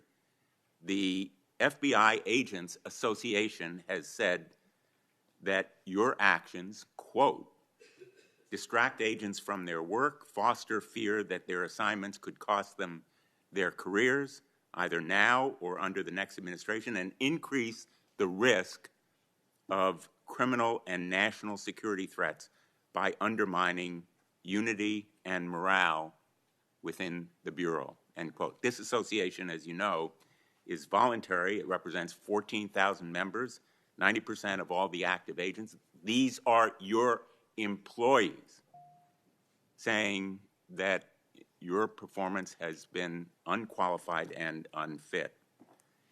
And there is mounting evidence that these retaliatory firings were the result of direction from the White House. There have been instances in the past history of the Bureau of political interference and political direction from the director's office, but not the kind of institutional interference that we're seeing from the White House right now. I'm going to ask you, has anyone from the White House contacted you about personnel decisions? I completely disagree with your entire premise that I have lied or am misleading the FBI. If I were, the results that I announced today by the men and women of the FBI and the historic records we are doing to keep this country safe would not be possible. The men and women of the FBI are responding to our leadership and this administration's priorities. The only way people get terminated at the FBI is if they fail to meet the muster of the job and their duties, and that is where I will leave it. And you accusing me of lying is something I don't take lightly, but I'm not going to get into a tit for tat with you. Well, let me just ask you to answer my question. Has anyone from the White House contacted you about personnel decisions? Generally speaking, we always discuss with the White House, OMB, during the budget process, how many personnel we need, who we need where. Answer is yes. For budgetary purposes and you've been directed to fire people, agents, because they participated in investigations of the president? I don't receive directions to do that. Has anyone I make the suggested decisions. it? Has anyone asked you to do it? The best information is, yes, you've taken suggestions and direction from the White House in firing qualified agents.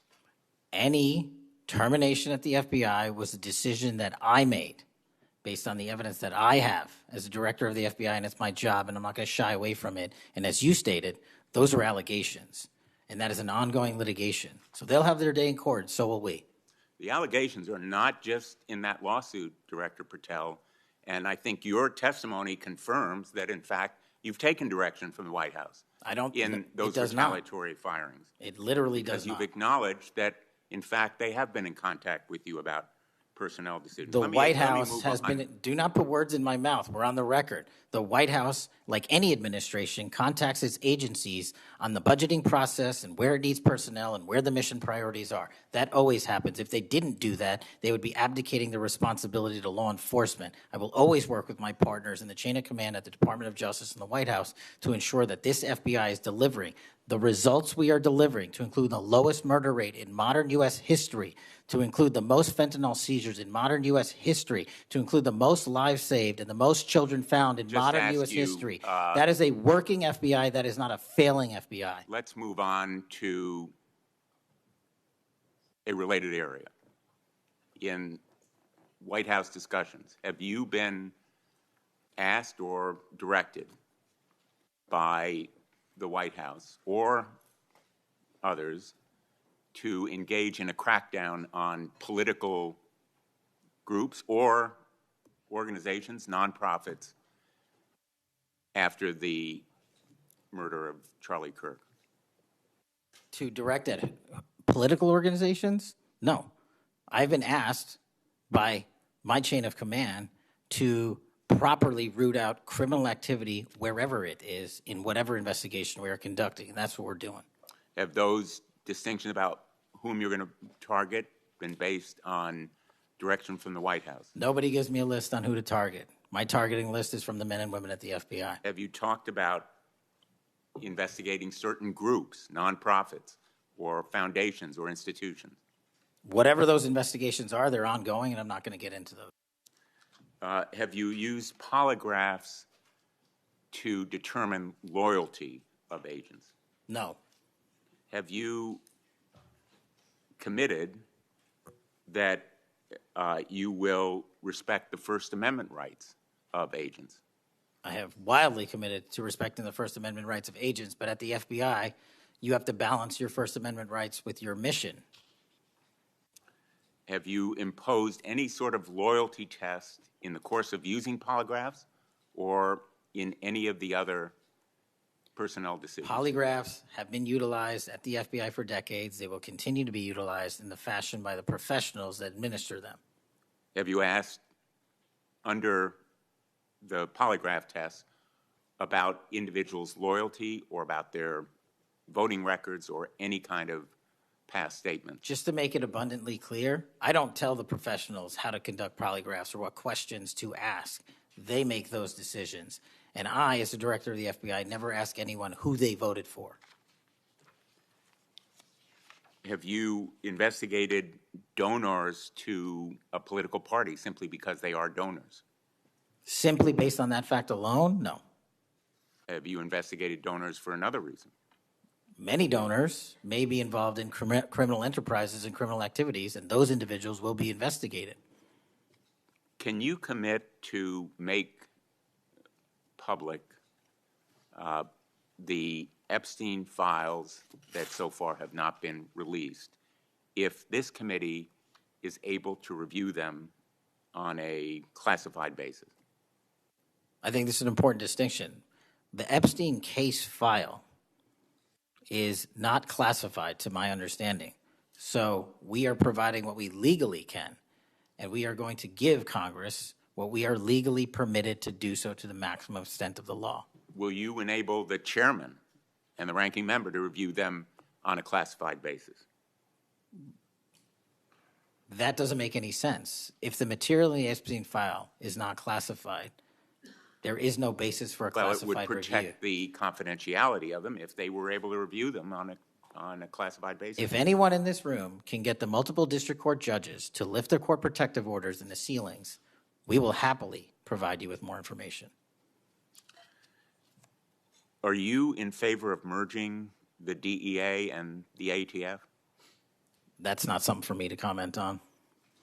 Well, those agencies work with you, don't they? With me, not for me. Are you in favor of orienting the FBI toward a national police function as opposed to the enforcement of federal law? The FBI does enforce federal law across the country. That's what we do. But isn't it a fact that you have told the leadership of the FBI that you view it as moving toward a local and state police function? No, we are prioritizing working with our local and state partners, and they will tell you that that has never happened with this much engagement in the history that they have been serving as local law enforcement officers. I believe local cops are the best intelligence source and the best understanding of their communities, and I folded in my FBI agents under that direction to work with them to get the job done.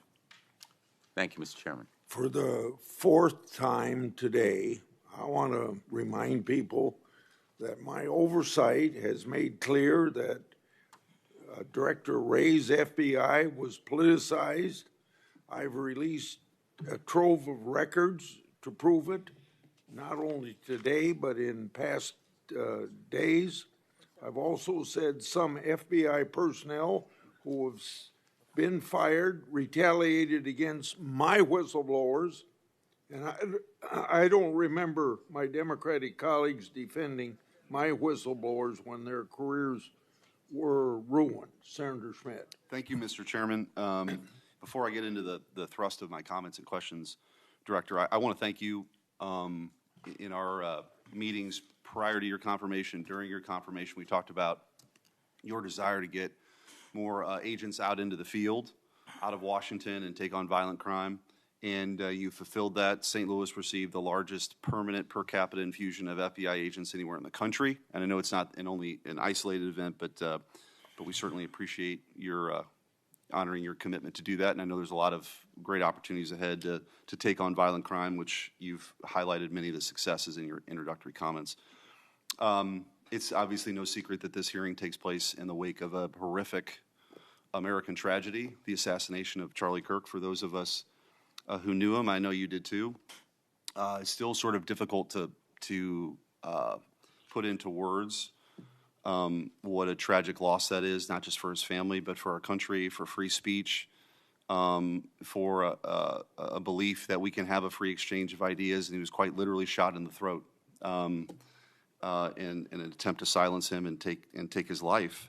And so you have this task now of this investigation. There's been an arrest.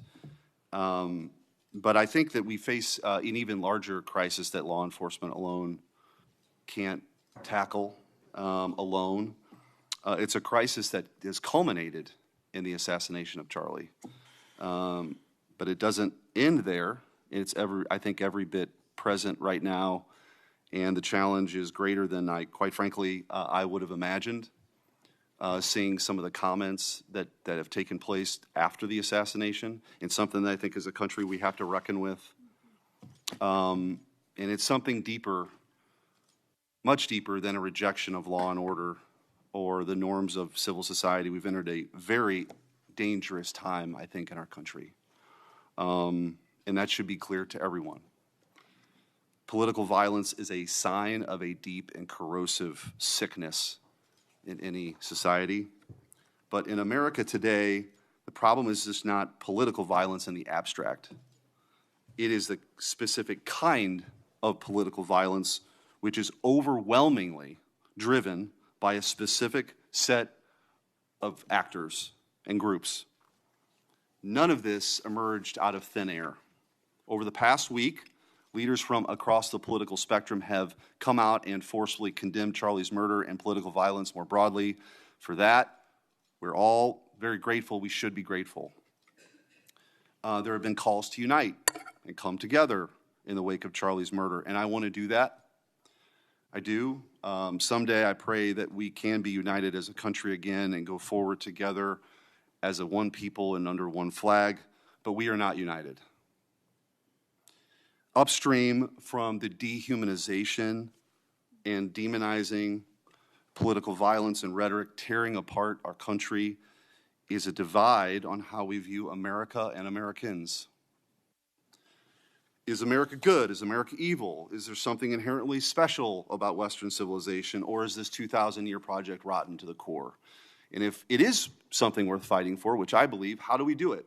With words and ideas like Charlie did, or with firebombs and assassins' bullets? Political violence is always wrong. Period. Full stop. It doesn't matter which side, in the name of any ideology or cause, it's wrong. But in America today, political violence is not a problem that falls equally upon both sides. We have to be honest about this. We must reject an attempt to paint it as some kind of random phenomenon with no particular creed or ideology, a kind of spontaneous insanity which takes place outside of any broader social context and has no pattern at all. That's wrong. So free speech, yes. Political violence, no. but we have to be honest about what's happening. Already, we're hearing people talk about Charlie's assassination in those terms. We're told that we can't possibly know what drove a killer to plan and carry out a murder of the most prominent conservative activist in America. But that's a lie. We do know. The facts are plain and clear, and we have to speak truth in this moment, or there's no other side of the mountain. The vast majority of Americans are against political violence, but there is a vocal, active minority that encourages and celebrates it, and that minority is overwhelmingly on the left. Just last week, a YouGov poll found that a full 25% of those people who describe themselves as very liberal say it can be justified for citizens to use violence to achieve political goals. Less than 3% of very conservative Americans say the same. That's too many. That is 3% too many. But we are lying if we think that this is a both sides thing. It's not. We have to confront it. And you're going to have an important job of rooting out these terrorists. This is an ideology that runs very deep. The numbers are virtually identical to the ones I just noted when it comes to whether or not it's okay to celebrate the deaths of people whom we disagree with. And while large majorities in both parties were opposed to celebrating political violence, Democrats overall were nearly twice as likely as Republicans to believe that it is usually or always acceptable to celebrate the death of a public figure they oppose. What in the hell is going on? Earlier this year, a poll found that more than 55% of people on the left believed that it would be at least somewhat justified to murder Donald Trump. These are not just some abstractions on a page. These are our fellow citizens. How can we come together with people who believe these things? We've all seen the flood of posts on social media over the past week, not just a fringe few, but thousands upon thousands of people gleefully celebrating a father of two young children getting gunned down in broad daylight. I wish I wouldn't have seen that video. I wish my kids would not have seen that video. Blue Sky, the left-wing alternative to X, was so overwhelmed with these posts that the platform was forced to issue a statement warning its users to stop glorifying the murder. And it wasn't just random social media trolls. It was journalists, elite college professors, and even politicians, all but saying Charlie's assassination was justified because of what he thought, because of what he said. We saw the flood of hit pieces, the most powerful media outlets in the nation dishonestly attacking and villainizing Charlie for the most vicious possible terms. How can you ask us to unite under that? There can be no unity between good and evil. Somebody has to win this thing. And as a country, we have to absolutely reject it. And don't tell me it's both sides. It didn't happen in a vacuum. Over the past decade, we've seen an explosion of political violence, not just one-off lone wolf attacks, but organized, systemic political violence at a mass scale. It is not organic. It is the offspring of a dark and clandestine system funded in part with our own tax dollars, winning with a large network of foundations, NGOs, activist organizations, and front groups. This system lurks behind every radical leftist movement in our nation today. The George Soros empire has financed a vast ecosystem of radicals, all working together, dropping off bricks at riots to unleash a tidal wave of violently anarchists on our streets and to prop it up in an army of researchers and experts and journalists and propagandists who downplay the political violence. What he's doing is serious. I'm going to ask you, because I don't have a ton of time, The opposite of what we should be doing as a committee. and I would point out, we've heard years of the left, their loudest voices calling anyone on the right extremist MAGA Republicans, fascists, Nazis, an existential threat to democracy. Check yourself. And don't give me this both sides bullshit. Mr. Director, I want to ask you,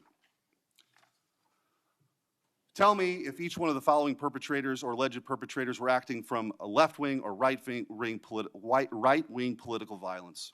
The man who tried to kill Republican congressman at the congressional baseball practice, nearly killing House Majority Leader Steve Scalise, left-wing or right-wing violence? Sir, I believe it was a left-wing ideology. Okay. Burned down cities during the Summer of Love in the George Floyd riots, left-wing violence or right-wing violence? Sir, I'll rely on you on these. I don't have off the top of my head. I'm sorry. Okay, left-wing. The Waukesha Christmas Parade massacre, left-wing or right-wing violence? Left-wing. The Lee Zeldin stabbing attempt, left-wing or right-wing? Left-wing. The Covenant school shooting in Nashville, left-wing or right-wing? Left-wing. The Butler, Pennsylvania assassination attempt on President Trump, left-wing or right-wing? Left-wing. The Trump International West Palm Beach assassination attempt, left-wing. The Abundant Life Christian school shooting, left-wing. The United Care CEO's murder, left-wing. Tesla's burned, keyed, damaged, firebombed, left-wing, left-wing. The murders at the Israeli embassy, left-wing. The ICE facilities firebombed, left-wing. The Minnesota Catholic school shooting, left-wing. The anti-white Charlotte and North Carolina stabbing, left-wing. The attempted Utah News State firebombing, left-wing. And now, of course, the culmination of this vile trend, a left-wing assassination of Charlie Kirk. So don't give me this both sides. If we want to get to unity, let's be honest. Let's be honest. Free speech, yes. Political violence, no. But let's be honest. Senator Hirano. Thank you, Mr. Chairman. Director Patel, just like the rest of the federal government, there have been significant personnel changes at the FBI since President Trump took office. I want to better understand the scope of the turnover and the changes occurring at the FBI. Since January 2025, how many FBI employees have retired, resigned, been fired, or otherwise separated from employment? I need a number. We'll get you a number. What is the number? You don't have it? Not off the top of my head, and I want to get you the right number. Would it surprise you to know that it's probably in the thousands, like 5,000? I don't think that number's Well, accurate. you don't know. Next question. How many special agents or analysts have left or been fired from the FBI since January 20th, 2025? Say, we will get you the numbers, and anyone that retires is of their own volition, and anyone that is terminated at the FBI, as I've said before, is done so because they have failed to meet the standards and uphold their loyalty and oath to the Constitution. Yeah, so you say. Next question. How many executive assistant directors, or special agents in charge have left or been fired from the FBI since January 20th, 2025? Again, people leaving on their own accord or terminations were done by the standards set at the FBI that have been carried out With this question, I'm getting to the leadership of the FBI, and you don't have that answer. Next question. Which field office, division, or directorate has lost the most personnel since January 2025? And do you have the answer to that question? Yeah, actually, every single field office in the country, including Hawaii, has received a plus-up of FBI agents because we're pushing them out to the field. Okay, so you're telling me that no field office, division, or directorate has lost any personnel since January 20th, 2025. That's your answer? In Hawaii, there's been a plus-up. In every single state that I'm looking at, we have allocated a plus-up for field offices across the country so that the FBI can continuing the historic achievements it's done in these last 7 months. When you're talking about firings, you're looking for a media hit and a fundraising clip, and I'm not going to give it to you. It doesn't matter under what basis they left. I just want to know how many have left. And I think your testimony is nobody has left. Next question. Nope, that's not my testimony. You asked it one time. I answered it one time. You didn't get the answer you wanted for your clip, so you keep asking it. And I told you I'd get you the numbers, but you can keep asking it. Which field office, division, or directorate has gained the most personnel since January 2025? You noted that there have been plus-ups, so which offices have received these plus-ups? The greatest allocation that I believe was given to California and then Florida. Where were those offices? California and Florida. Thank you. Director Patel, you often refer to FBI agents as cops. All of us, Democrats and Republicans, support the police officers who keep our communities safe. But while our states, cities, counties, and towns all employ police officers to protect our communities, Congress has empowered and equipped the FBI to take on missions that local police cannot, especially taking on terrorists, hackers, and spies. I'd like to assess how well the FBI is able to handle its specialized missions under your leadership. The FBI is the nation's lead federal law enforcement agency for investigating and preventing acts of domestic and international terrorism.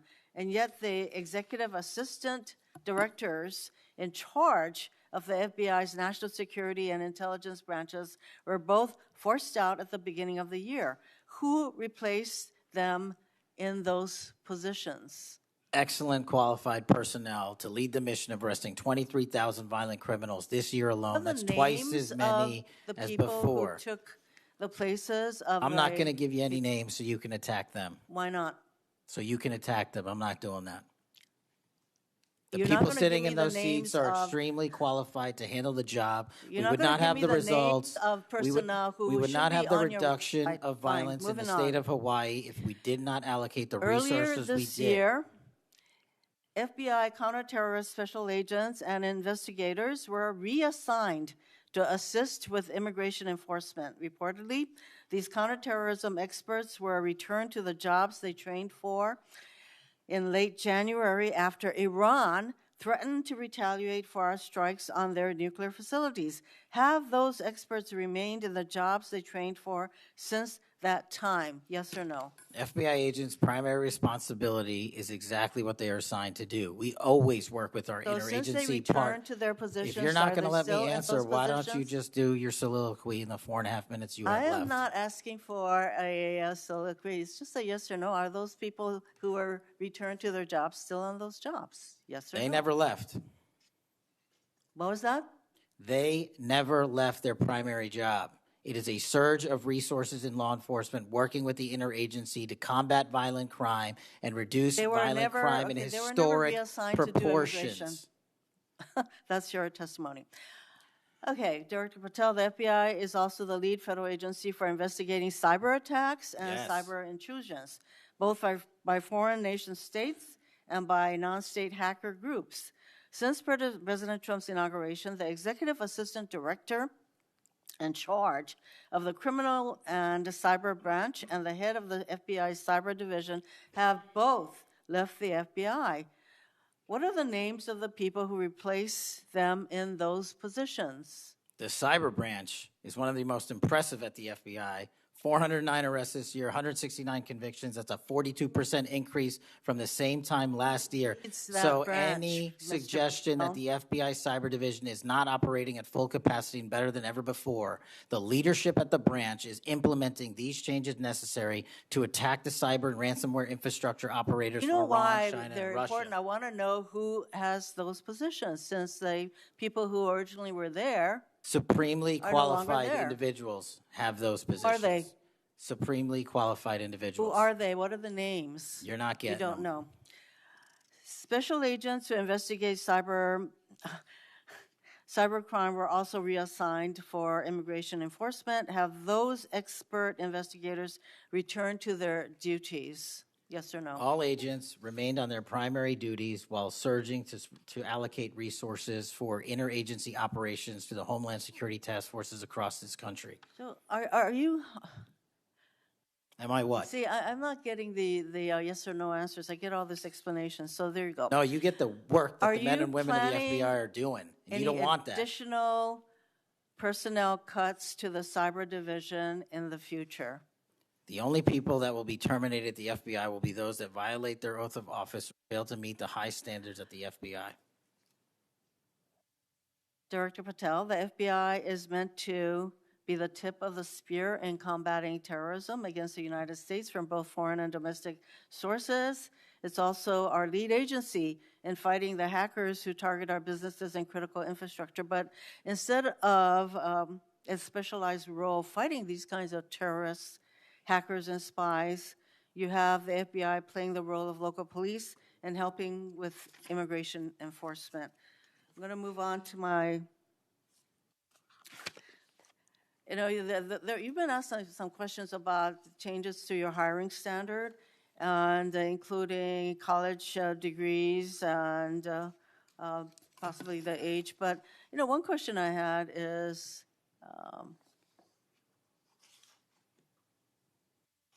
that you are now requiring applicants to be able to do a certain kind of pull-ups, which a lot of women cannot because of physiological differences. Are you requiring these kinds of pull-ups?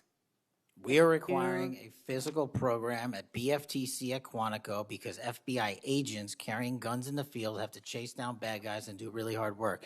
The physical fitness standards of those agents So are are being you requiring appropriately these assessed. kinds of pull-ups? We are requiring everybody to pass the 1811 standards at BFTC. If you want to chase down a bad guy and put him in handcuffs, you better be able to do a pull-up. The reason I ask is that there are concerns about whether or not being able to do these kinds of harsh pull-ups is really required of FBI agents.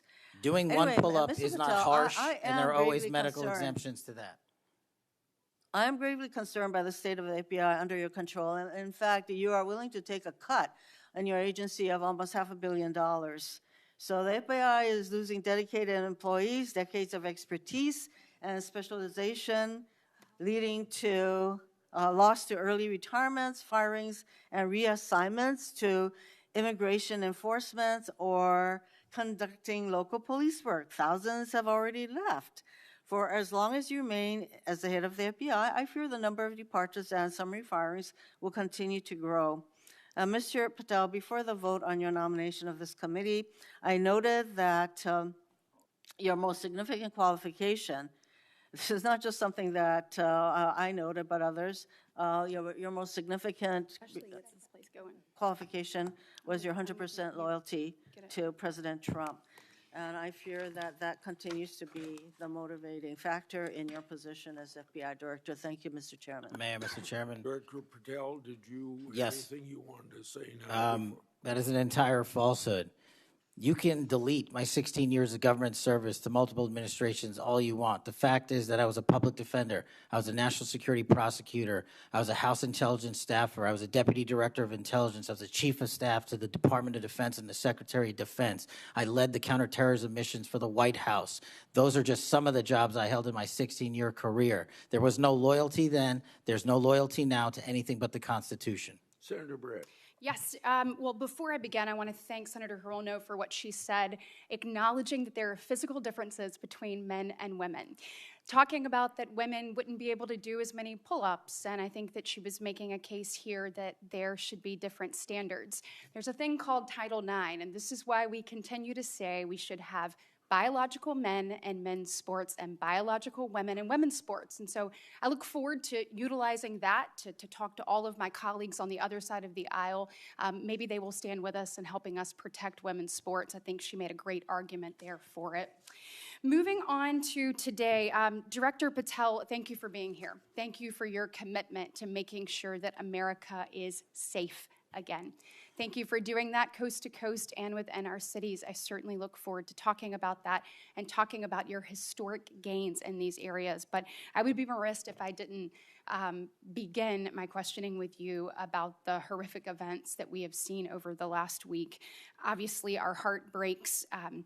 Not only for Erica and Charlie's two children and for parents and families, but for America and for those of us who knew him, you being chief among those. So just my sincere condolences and thank you for the steps that you and the FBI have taken to make sure that we have someone within custody and we're going to be able to move forward with that. But if you look over the last, since last summer alone, we had 2 assassination attempts on the president. We've had an arson attack on the governor Shapiro there in Pennsylvania. You have the murder of the state representatives, Melissa Hortman and her husband in Minnesota, along with the shooting of State Senator John Hoffman and his wife. Several anti-Semitic attacks, several attacks on Christians that were noted by Senator Hawley. We had the killing of 2 Israeli embassy staffers here in D.C., the June firebombing in Colorado. We could go on, and we saw a culmination, as Senator Schmidt said, with the brutal assassination of Charlie Kirk last week. I appreciate you committing to both Senator Hawley and Senator Kennedy, talking about making sure that all that are involved are held accountable. I think that is critically important, and I think that America needs that transparency. I want to read you some words of Vice President J.D. Vance. He said, "If we want to stop political violence like what happened to Charlie Kirk, we have to be honest about the people who are celebrating it and the people who are financing it." My question to you is, in light of Charlie's murder and all of the things that we have just referenced and have been talking about today, what steps is the FBI taking to more aggressively crack down on those who promote, encourage, finance, fund these types of engagements and this type of political violence? Thank you, Senator, for your kind words. So in terms of how we crack down on the root cause of this violence, for now putting aside the ideological motivations and how they got there, the monetary issue is a real issue, and as I've said before, we follow the money. So we work with our partners at the Treasury Department to trace where the money came from, how these individuals paid for the training they received or the platforms they were using, and also how these individuals collectively got together in whatever groups they were on whatever social media sites they were on, to utilize clickbait to make money for their ideology. And so to trace all of those, we are using, not just in Charlie's investigation, but others, lawful process and serving 2703D orders on any entity that is related in any way financially to any of these criminal acts of violence. And we are going to hold them accountable with our partners at the Department of Justice. Excellent. I would love to stay abreast of that, and just we must get to the bottom of it. We must follow the money. Someone is funding this discourse. Do you believe, obviously there are people here, unfortunately American citizens, that may be engaged in that, but do you also believe that some of this may be coming from overseas? Yes.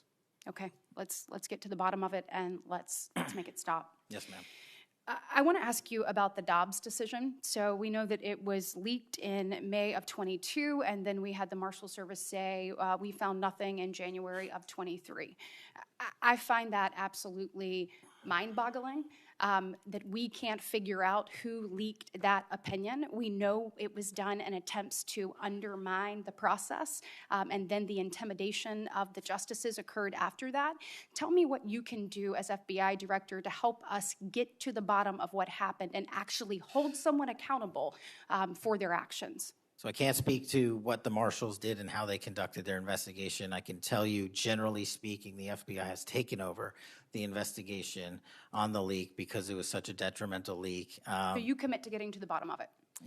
We are utilizing the full resources of the FBI as we usually do on leak investigations, and we will make sure our results are public at the appropriate time. We need answers. I want to talk about child sexual exploitation. Thank you for making protecting our youth your top priority. We know that that is the greatest gift that we have. That is our greatest treasure here in the United States, is the next generation. And finally, we have an FBI director that is putting that at the top of his list. Can you tell me the steps and the different initiatives? I've heard you talk about a couple of them. You've mentioned 764 amongst other things. Tell me what you're doing, and specifically, I want to know about when it comes to sextortion. So as a parent who is raising children right now, teenagers, and you're looking at what's happening, whether people are snapping photos and then what's happening online, I have had a number of parents sit in front of me telling me terrible, heartbreaking stories about their children ultimately taking their own life because of being blackmailed.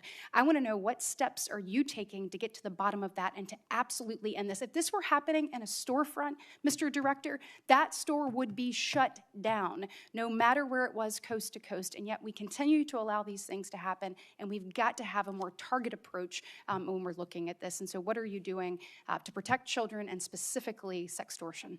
So in our VCAC initiative, our Violent Crimes Against Children is our umbrella enterprise operations hub for things like Operation Enduring Freedom and Operation Not Forgotten and Operation Justice. And in things like that, those are producing the results that I told you about. 1,500 child predators arrested, 300 human traffickers arrested, 4,700 children identified and saved, a 35% increase from year to date last year alone. But specifically on your sextortion question, Senator, that is a problem that we are seeing explode on generative AI in private sector and social media companies. And what we're doing is engaging with NCMEC, the National Center for Missing and Exploiting Children, because this one stat alone should probably cause great pause. They have seen a 1,325% increase in generative AI leading to sextortion and child sexual abuse. That cannot be countermanded by the FBI alone. We have embedded people at NCMEC and have a great partnership with them. But what we need to do is what we did in the month of May, and we're doing it over and over again. We arrested 400 individuals in 1 month in 1 month search. Wow, These thank you. individuals have prioritized. The agents and intel analysts have never left that mission. They're doing multiple missions at the same time. That's what the FBI is called upon to do day in and day out, and we won't stop doing two things at once. But we need help from social media companies. We need help from the private sector and the internet service providers that allow this generative AI to be hosted on their platforms. We have got to get a resolution on that with our partners in Congress and the private sector. Well, we are definitely committed to working on that. I know the people up here. So you let us know what tools you need, and I know we've got several ideas that we look forward to pushing forward. In my remaining 2 minutes, I want to talk to you about your historic results when it comes to crime. In particular, we've seen here in D.C. just a total transformation. You mentioned earlier 60% down in gun crime, 70% down in carjackings. You said 50% down in homicides, to name a few. We have a success story, and we appreciate President Trump's leadership on all of this. We have a success story in Alabama where the Alabama Law Enforcement Agency, so ALEA, they just marked their 1-year anniversary of the Metro Area Crime Suppression Unit. There in Montgomery, it is a coordinated effort with ALEA, with our Attorney General, with Montgomery PD, and our sheriff, Montgomery County sheriffs. They've seen a 30% drop in violent crime and a 19% drop in overall crime. So it is actually producing results. It's this type of interagency connectivity that I think ultimately is going to lead us to safer cities and safer streets. I know that you are committed to that, committed to working with your partners. You said earlier you've elevated sheriffs and police officers there to the 7th floor. Thank you for doing that. I am grateful for the men and women of Alabama in uniform that have made this happen, and want to know how is the FBI working to collaborate in these types of ways across our country to make sure that we have even greater success stories to tell. Well, the collaboration's happening at our Redstone Arsenal in Alabama. We bring 4,000 students through our Redstone Arsenal for training every year. In terms of our future plans, in the next few years, we will bring 13,000 students a year through Alabama's Redstone Arsenal. And by students, I mean FBI employees, I mean sheriffs, I mean police chiefs, I mean cops, I mean intel analysts, because that is their future gem of how we are going to train local law enforcement. And we're so thankful for the dedication of resources to that facility. And I encourage everyone to go down there and take a look, because if you want to see where the FBI is going and how we're going to train the future, it's happening at Quantico and Redstone. We are very proud of it, and thank you so much for your leadership. Senator Booker. Thank you, Mr. Chairman. Mr. Patel, I want to start off where we left off last time. I asked you whether you had any knowledge or discussions about removing FBI officials and installing political personnel before you were confirmed to that position. And I wonder, did you then understand or have conversations with the White House about the intentions to do so? Before I was confirmed? Yes, sir. Did I have discussions with the White House to remove FBI personnel? Yes. No. So you're saying that you had no discussions with the White House before you were in the position about the removal of any personnel from the agency? As I was preparing for my confirmation hearing, I had numerous discussions involving the type of people that would be employed, and that those that were failing to meet the mark at the FBI would no longer be employed if I were confirmed. And I'm assuming that mark had to do with loyalty to the Trump administration. No, you're wrong. Okay. I'd like to revisit another subject from that hearing. Did you testify, excuse me, you did testify before the grand jury that President Trump had declassified the documents at issue in the Mar-a-Lago classified documents case. Is that correct? I don't have the grand jury transcript. That's why I released it. Whatever it says is the best evidence. You know, that's what you said to Senator Whitehouse, that your grand jury testimony was publicly released. It has not been. In fact, in July, a court denied a news outlet's bid to get that transcript. But the court said quite clearly that you are free to discuss your grand jury testimony. So I ask you again, did you testify before the grand jury that President Trump declassified the documents at issue in the Mar-a-Lago classified document case? And that is why I took your invitation to work with the department and the court to have that transcript released. And the transcript is the best evidence of what I said then. So you're saying right now this committee can have access to what you said before the grand jury? To whatever was released. Under my understanding, Senator, that the Department of Justice You and I released... both understand the law. Let me finish. I understand under Rule 6 of the Federal Rules of Procedure, a grand jury witness, in this case you, is not barred from sharing their grand jury testimony. This is an oversight hearing. This is germane to your integrity and credibility. You know right now whether or not you testified that President Trump declassified the documents at issue in the Mar-a-Lago classified documents case. Why are you refusing to answer that simple yes or no question right now? Because the premise of your question is inaccurate, and there is no premise to my question, but trying to get to an order of what is truth or not. How do you How do you know what was asked in the grand jury if you weren't there? Mr. Patel, this is a mockery you're making of this hearing and simple questions. It's a simple question. If you have Mr. a Patel, transcript, during you can your read the question, nomination, but you don't have it. You promised that, quote, all FBI employees will be protected against political retribution. When I asked you, are you aware of any plans or discussions to punish in any way, including termination, FBI agents or personnel associated with the Trump administration, you explicitly said under oath that you were not aware of any plans to punish FBI agents associated with criminal investigations of Donald Trump. I don't believe you were truthful. Firing FBI employees based solely on the cases that they are investigating, their case assignments, is illegal, and you know that. A new lawsuit that's been discussed numerous times, filed by 3 FBI officials, alleges that you carried out Donald Trump's campaign of retribution, in quotes, against FBI employees for, quote, failure to demonstrate sufficient political loyalty. One of those plaintiffs has been discussed today, Brian Driscoll. Now, we know 20 years of distinguished service to the FBI before you terminated him. Special agent in charge of FBI's Newark field office, where he operated with distinction. Medal of Valor winner, Shield of Bravery awards. He's a patriot. You terminated Driscoll via a letter dated October 8th, 2025, and in that letter you said that you were firing him pursuant to Article 2 of the Constitution. Well, you're not the President of the United States, and so I'm wondering under what authority you were allowed to terminate him. That matter is under litigation, and I'm not able to discuss it. Okay, well, discuss this. Did you have discussions with Stephen Miller about firing this particular person or about his continuance in the FBI? Not that I recall. How often do you speak to Stephen Miller? Frequently on our Homeland Security task forces. You frequently talk with Stephen Miller about subjects other than Homeland Security task force issues, correct? I frequently talk to Mr. Miller about Homeland Security task forces. Has Stephen Miller ever given you his opinions on how to run your agency?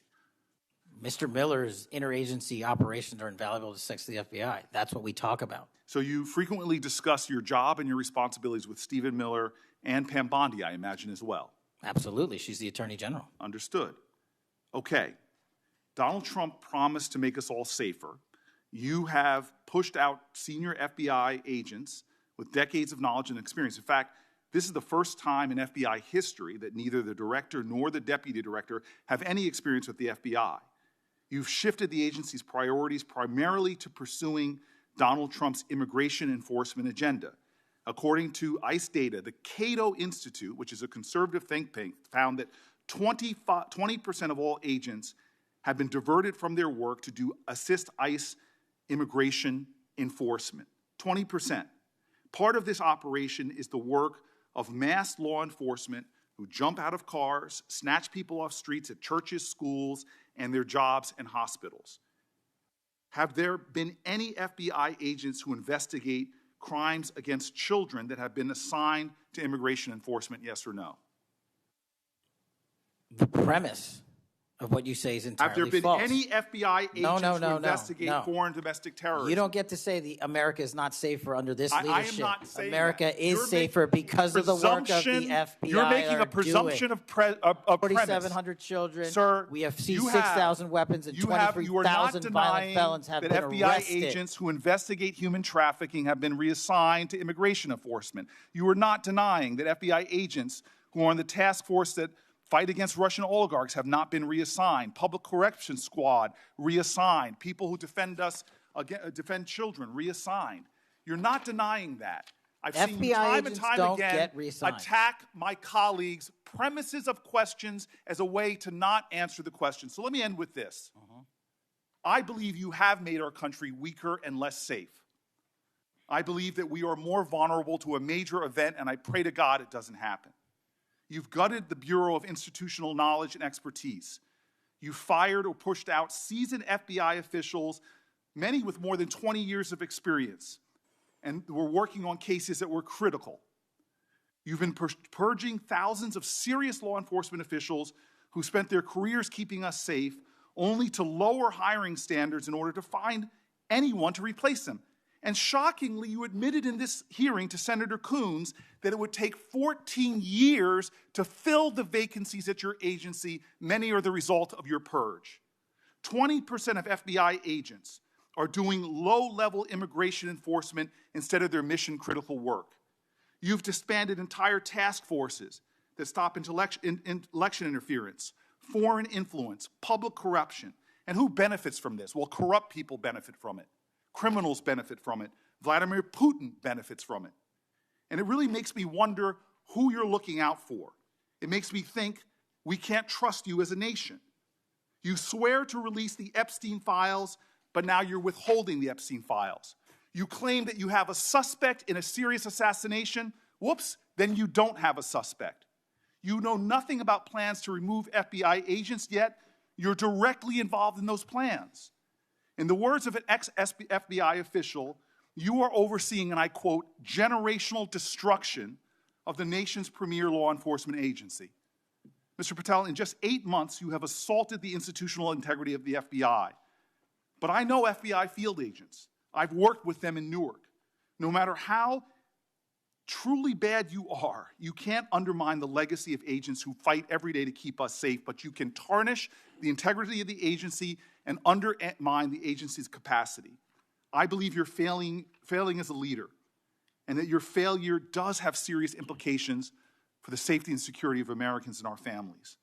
We're more vulnerable to domestic and foreign attack because of your failures of leadership. I don't think you're fit to hand the Bureau, but here's the thing, Mr. Patel. I think you're not going to be around long. I think this might be your last oversight hearing.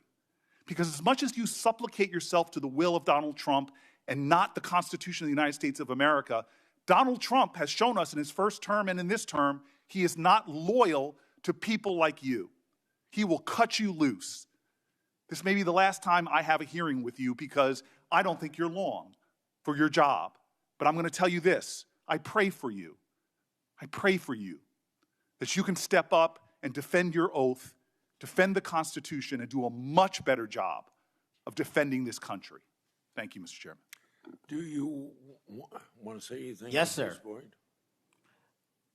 That rant of false information does not bring this country together. If you want to work on bringing this country, it's my time, not yours. My God. If you want to talk about dividing this country, it is my time. I follow you on your social media posts that tear this country apart. To address your falsehoods. Oh, you can try all you want in this country. to not take responsibility for what you have said. Time. Sir, you're making a mockery of this committee. Sir, you don't tell me my time is over. You the know people of New Jersey tell me what my time is. You can't lecture me. You can tell me my time's over. You may be the charge of the I'm FBI, not going anywhere. but I am not afraid of you, Mr. Chairman. I'm not afraid of you. Mr. Chairman, point of order. Senator Booker, I announced at the beginning of this meeting that this back and forth talking over each other doesn't work. And I said if that happened, I asked Patel not to respond, and I was going to give him some time after the senator's time was up to respond.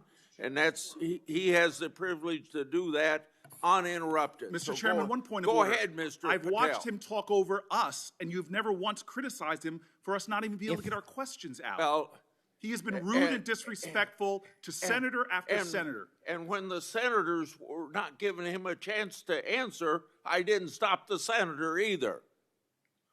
Go ahead, Senator. Thank you, Mr. Chairman. If the FBI, under my 7-month leadership, were failing this administration in this country, why do we have 23,000 violent felons arrested this year alone? A double increase from that time last year. Why is it that we have seized 6,000 weapons? Why have we found 1,500 child predators and arrested them? Why have we 300 human traffickers in jail? Why have we found and identified 4,700 children? Why have we seized 1,600 kilograms of fentanyl, enough to kill a third of the American public, a 25% increase alone from last year? 88,000 kilograms of cocaine seized, 7,000 kilograms of meth seized, and that's just on our criminal operations in summer heat. How is it possible that we are taking 8 kilograms off the streets of the cities in New Jersey and preventing the deaths of 607,000 people this year alone, a failure of the FBI and my leadership? How is it that we have counterintelligence arrests already this year exceeding the numbers from the entirety of last year? 33% increase in PRC, 83% in Russia, 60% in the CI space as it relates to Iran, and we haven't even talked about CT, the southern border, the northern border. Before Senator Cruz, I kind of feel like a broken record today. All this interest in FBI termination, yet my colleagues showed no intent or interest in when my whistleblowers suffered retaliation over the past years, particularly the past 4 years. Indeed, one whistleblower has alleged that Brian Driscoll's insubordination, whether an agent is on a hot button case or not, they ought to be held accountable for misconduct and weaponization. Senator Cruz. Thank you, Mr. Chairman. You know, I have to say, it used to be that to see theater, you had to go to the Kennedy Center. Now, apparently, you need only go to the Senate Judiciary Committee and see our Senate Democrats berating the director of the FBI, which, okay, it's not, partisan politics is not new in the United States Congress. But what is remarkable is what Senator Booker was berating Director Patel about. He wasn't berating him for failing to do his job, but rather he was furious for Director Patel for successfully doing his job. For 4 years, the Democrats under Joe Biden had an open border that undermined the safety of every single American. They allowed 12 million illegal aliens to come into this country to invade this country, and every single day Americans were murdered, women were raped, children were assaulted by violent criminals that Democrats released. Now, Director Patel, I found Senator Booker's questioning really bizarre. He asked you, have you reassigned FBI agents from human trafficking to immigration issues? Director Patel, are the Mexican cartels that are bringing people illegally into this country engaged in human trafficking? Yes, sir. What the hell does it mean to reassign someone from human trafficking to immigration? The greatest human trafficking in the world has been over the last 4 years at our southern border. It is modern-day slavery that the Democrats still defend. They still defend those open borders. Mr. Patel, he also said, did you reassign FBI agents from protecting children to immigration? How many children have you found that were victimized by the open borders of the previous administration? 4,700. 4,700. And yet, oddly, I don't hear a Democrat here saying, gosh, thanks for protecting those kids. 35% increase year to date last year.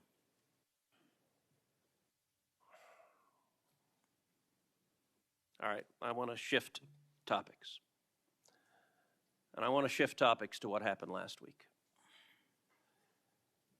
Charlie Kirk was assassinated.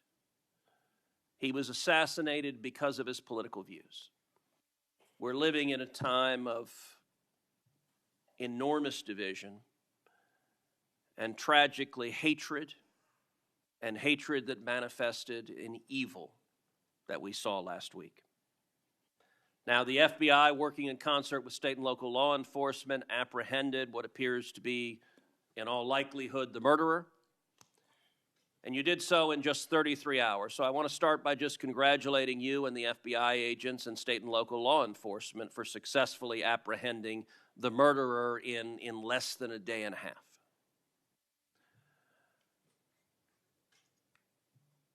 In the wake of that assassination, we have seen far too many people on the left celebrating the assassination. We've seen Democrats, we've seen activists cheering it on. We've seen, tragically, teachers in high schools, teachers in elementary schools, university professors cheering on the murder of Charlie Kirk. You and I both knew Charlie well. He was a good friend. He was an extraordinary man.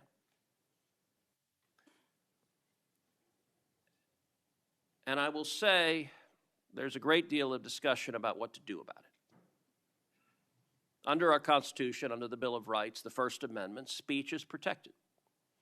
And that's true even for vile speech. Someone can stand up and say the most hateful thing, and it's protected by the First Amendment. Nazis and Klansmen can march in the streets, and even though their speech is bigoted and horrible and racist, the First Amendment protects it. Conduct, however, is not protected by the First Amendment, particularly conduct that is violent. Violent conduct that is threatening others, that is harassing others, that is injuring, or in this case, murdering others, is most assuredly not protected by the First Amendment. And so I would encourage you and the FBI to focus on conduct. Now, speech can guide you to those engaged in conduct. And I will say one question that I have and many have, and I recognize this is an ongoing investigation, so I don't want you to say anything that would compromise the investigation. But what can you tell us at this point about what evidence there exists of other individuals who may have had prior knowledge of this assassin's plans to murder Charlie Kirk on September 10th? Generally speaking, we've interviewed numerous people, family members and friends, including the partner, to provide us with a detailed history of the knowledge he may have had, the suspect may have had prior to. We're still mapping out who, if anyone, was involved as an accomplice. As I said, the investigation is ongoing. We're also speaking to and going to interview numerous individuals online who were part of a chat group that was involved in this heinous assassination. And we're also going to work with our state and local partners out in Utah to find out what community organizations, if any, participated or had any foreknowledge of this information. But it's very much ongoing. I remind everybody that it's not even been a week since Charlie's tragic death. Is it accurate, it's been widely reported, that the assassin's roommate was a transgender man who was transitioning to be female, and it's also been reported that they may have been romantic partners. Is that accurate? Yes, Senator. And I assume the FBI is investigating. It has also been reported that there were transgender chat rooms that may have had some awareness of the plan to commit this murder. Is that accurate as well? I'm sorry, can you repeat the question? It's been reported that there were chat rooms of transgender activists that indicated some degree of potentially of foreknowledge of this murder. We're still developing that. Do you have any information, the bullet casings had on them both Antifa and LGBT wording on them? Do you have any indication of the source of those engravings and what inspired them? As to the actual source, we're still developing that. I want to encourage you in the course of this investigation absolutely go after anyone who aided and abetted. But I want to more broadly encourage you, follow the money. The violence we are seeing is not purely organic. There is, I believe, significant money that is spreading dissension, that is spreading violence. Antifa. Do you believe Antifa is a terrorist organization? I believe Antifa is associated with a lot of violence in this country. As to its designation, I'll leave that to the appropriate authorities. So I would encourage the administration to designate Antifa as a terrorist organization, to go systematically after Antifa. They've committed acts of violence all over the country. And the shell casings have multiple references to slogans that Antifa has popularized. I believe there is considerable money funding it. I would note that I've introduced legislation called the Stop Funders Act. Stop Funders Act would add rioting to the list of predicate offenses under RICO. I believe the money should be tracked and prosecuted under RICO. And both the Antifa and Black Lives Matter riots of a couple of years ago and the pro-open border riots in Los Angeles and other cities of this past year, I believe there was significant money behind those riots. I'm not the only person who noticed at the anti-Semitic protests and violent protests on college campuses that many of the tents all matched. And so I would ask, would it aid your ability to prosecute these matters if Congress passed into law the Stop Funders Act and if rioting was added to the list of predicate offenses for RICO? Yes.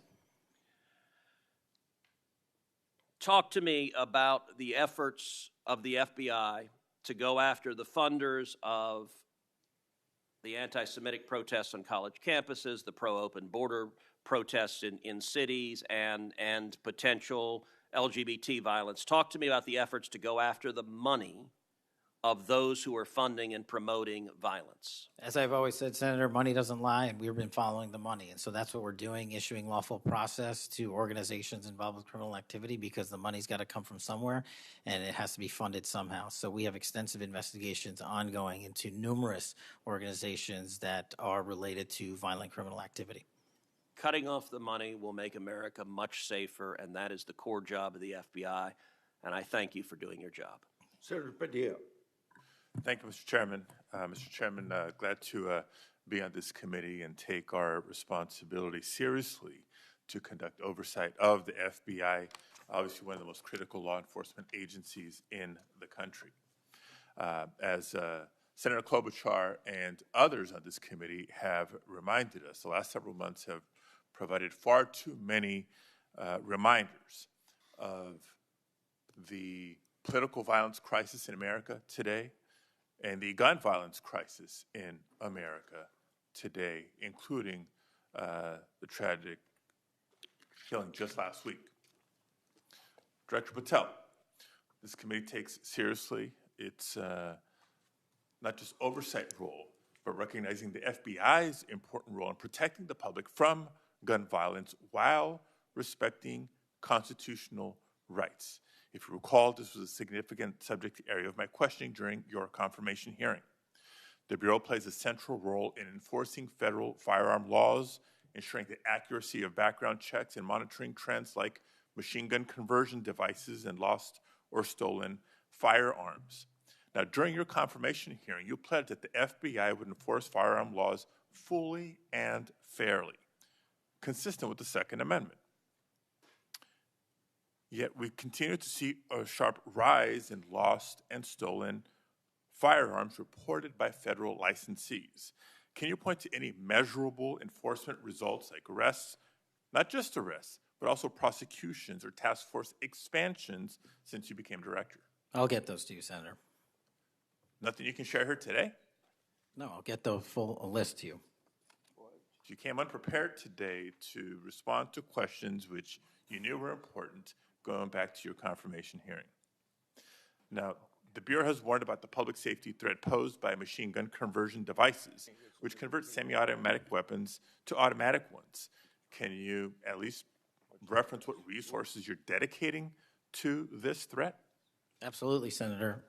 Part of tracking ghost guns, as you alluded to, is having a sustainable database, which is hubbed out of our CJIS division in West Virginia. And we've allocated more resources so that FFLs can track and trace firearms that are stolen and make sure they don't get into the population.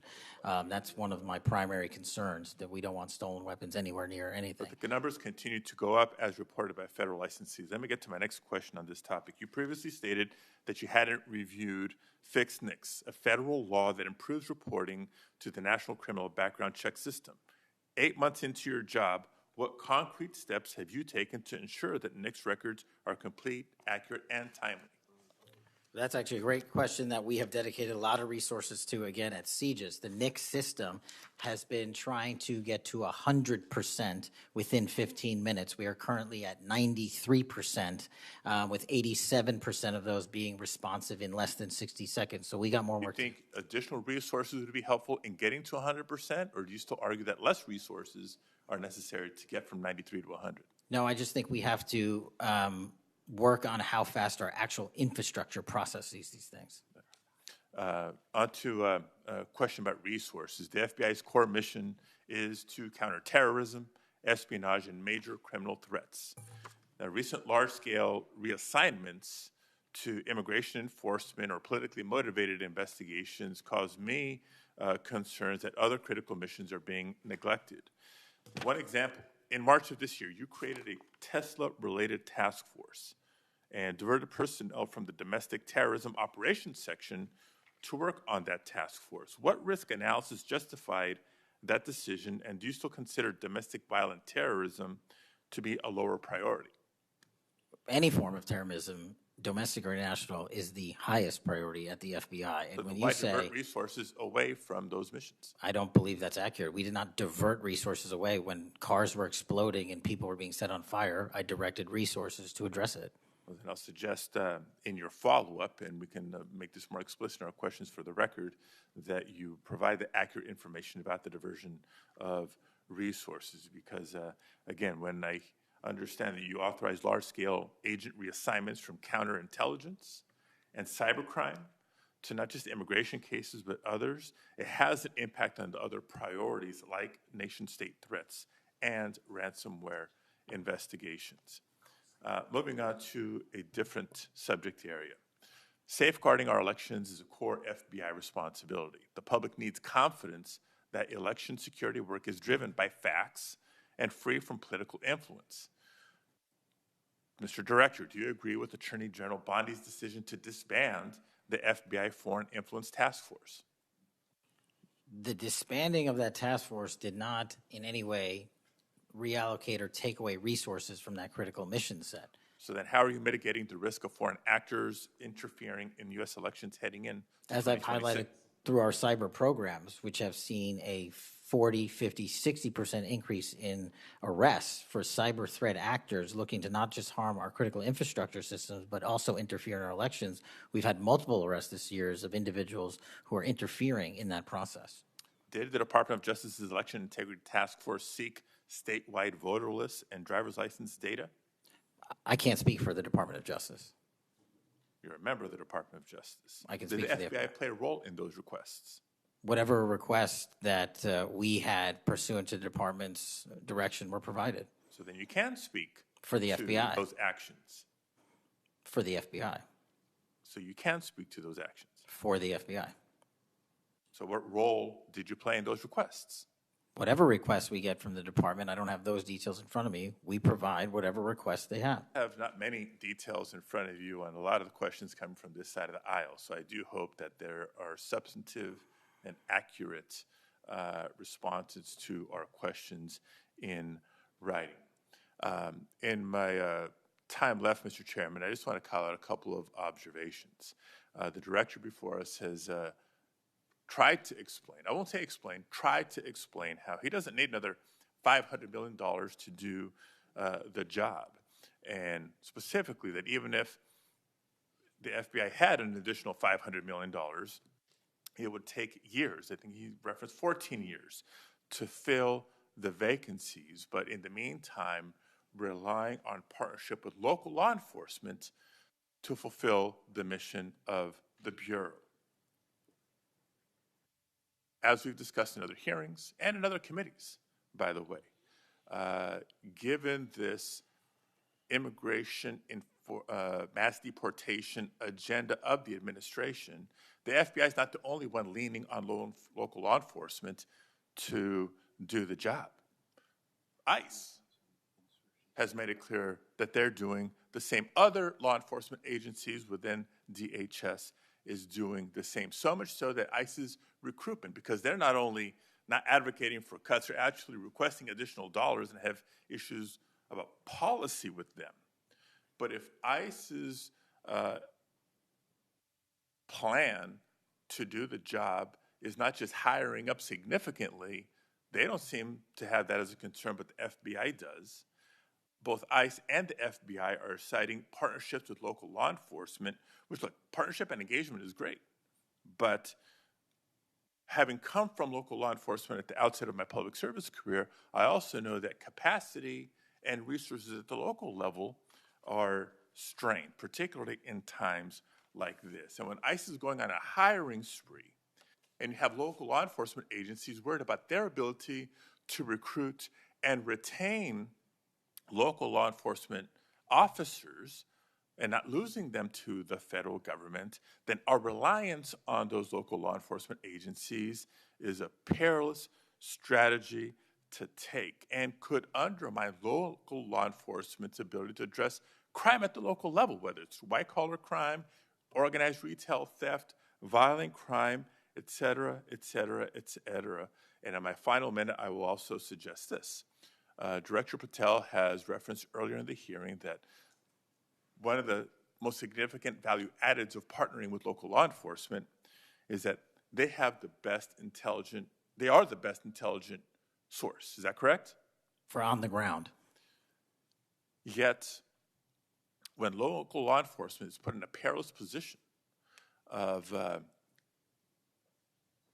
being in a role with this mass deportation agenda, which is consistently overreached, has been found to violate the law and the Constitution, and has undermined public confidence in law enforcement, not just by immigrants, by the way, but especially immigrants. When immigrants are victims of crime and are afraid to come forward because they don't know what law enforcement is going to do with their information or not, when immigrants, legal or undocumented, are witnesses to crime and are afraid to come forward with that information because they don't know what's going to happen with their information or not, that undermines the credibility of law enforcement with the community and undermines the intelligence, Director Patel, that you say are the best source of intelligence when it comes to law enforcement. So it's shaky, it's worrisome, and in my opinion, overall, you are failing to live up to the role and responsibility that you have been confirmed to, and I associate with myself with everything Senator Booker said earlier. Thank you, Mr. Chairman. Okay, before we go to Senator Blackburn, without objection, I want to introduce into the record a recently declassified document thanks to Director Patel. The document is a Director Wray FBI analysis of Nellie Orr's false statements to the Congress. Orr never suffered consequences for advancing the phony Trump-Russia narrative and attempting to cover up her involvement in the hoax with false statements. Yet time and again, the American justice system has been weaponized against President Trump and his associates, such as Peter Navarro, with reckless abandon. The DOJ's inaction on Nellie Orr's criminal referral, despite the obvious incriminating evidence provided in the FBI's own analysis, undermines public trust in the rule of law thanks to Director Wray's utter failure. Senator Blackburn. Thank you, Mr. Chairman. And Director Patel, thank you ever so much for being with us today. And I want to thank you for your commitment to fight violent crime in Memphis. And when you first came to meet with me before your hearing here, I gave you the stats on Memphis, Tennessee, and their crime rates. And then you committed then and again at your confirmation to help us. You have been true to your word, and we are very, very grateful. Operation Viper has been such a success. The 500 arrests are important. These are gang members and gang leaders out of Memphis, Tennessee. There are over 100 gangs in Memphis. So the impact of these arrests, the impact of 100 indictments of these gang members. And now we have a U.S. Attorney's Office that will actually prosecute violent crimes and actually take up and prosecute federal gun crimes. This is helping to make Memphis safe again. And yesterday at the White House, to have the president announce the second phase of this with bringing in the Guard, and we've got ATF and DEA and the U.S. Marshals and Homeland Security, and the work that you and General Bondi and the President have done is so appreciated by the people of Memphis, Shelby County, West Tennessee, and I am ever so grateful for the work you've done. You know, one of the things as we talk about Memphis and what a vibrant and wonderful historic city it is, it's important to realize Memphis is one of the logistics hubs in our country. You have I-40, which goes East Coast to West Coast.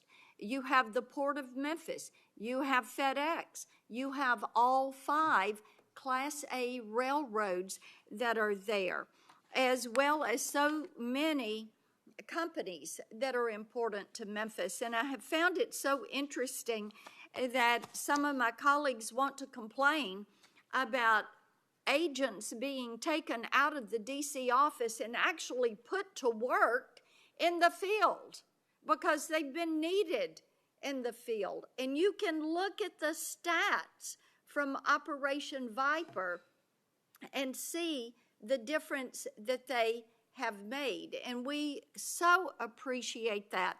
I do want to drill down just a little bit on the issue of cargo theft, which ties into the logistics hub in Memphis. We've got a lot of companies that go through there.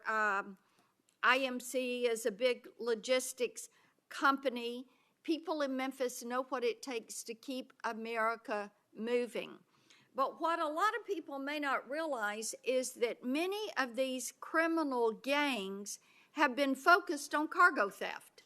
This is how they pay for their activities. So in addition to the carjackings and the home robberies and the smash and grabs and some of the human and sex trafficking, they've gotten into cargo theft. And cargo theft in Memphis has increased over 5,000%.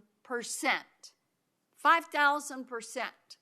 That's what you saw with a Biden administration who wouldn't drill down on this. So having these agents out in the field, having an interagency approach is something that is going to help us with getting our hands around this cargo theft. So talk for just a minute about what your team has done there and the importance of having that interagency approach. Absolutely, Senator. So Operation Viper nests under Operation Summer Heat, and in multiple cities and mid-major cities across the country, we have surging resources based on crime. And Memphis, as you know, Senator, had the highest per capita homicide rate in the country, and that was simply unacceptable. And so what we did was what we call Phase 01 of operations at the President's direction. We went into some of these cities quietly to collect the intelligence that was necessary to start these operations, to start seizing these firearms, which we seized, I think, over 115 firearms off the streets, to start taking narcotics off the streets, and also to infiltrate the gang network, this criminal street gang network that is providing these guns and drugs to the public in these communities, allowing for these shootings.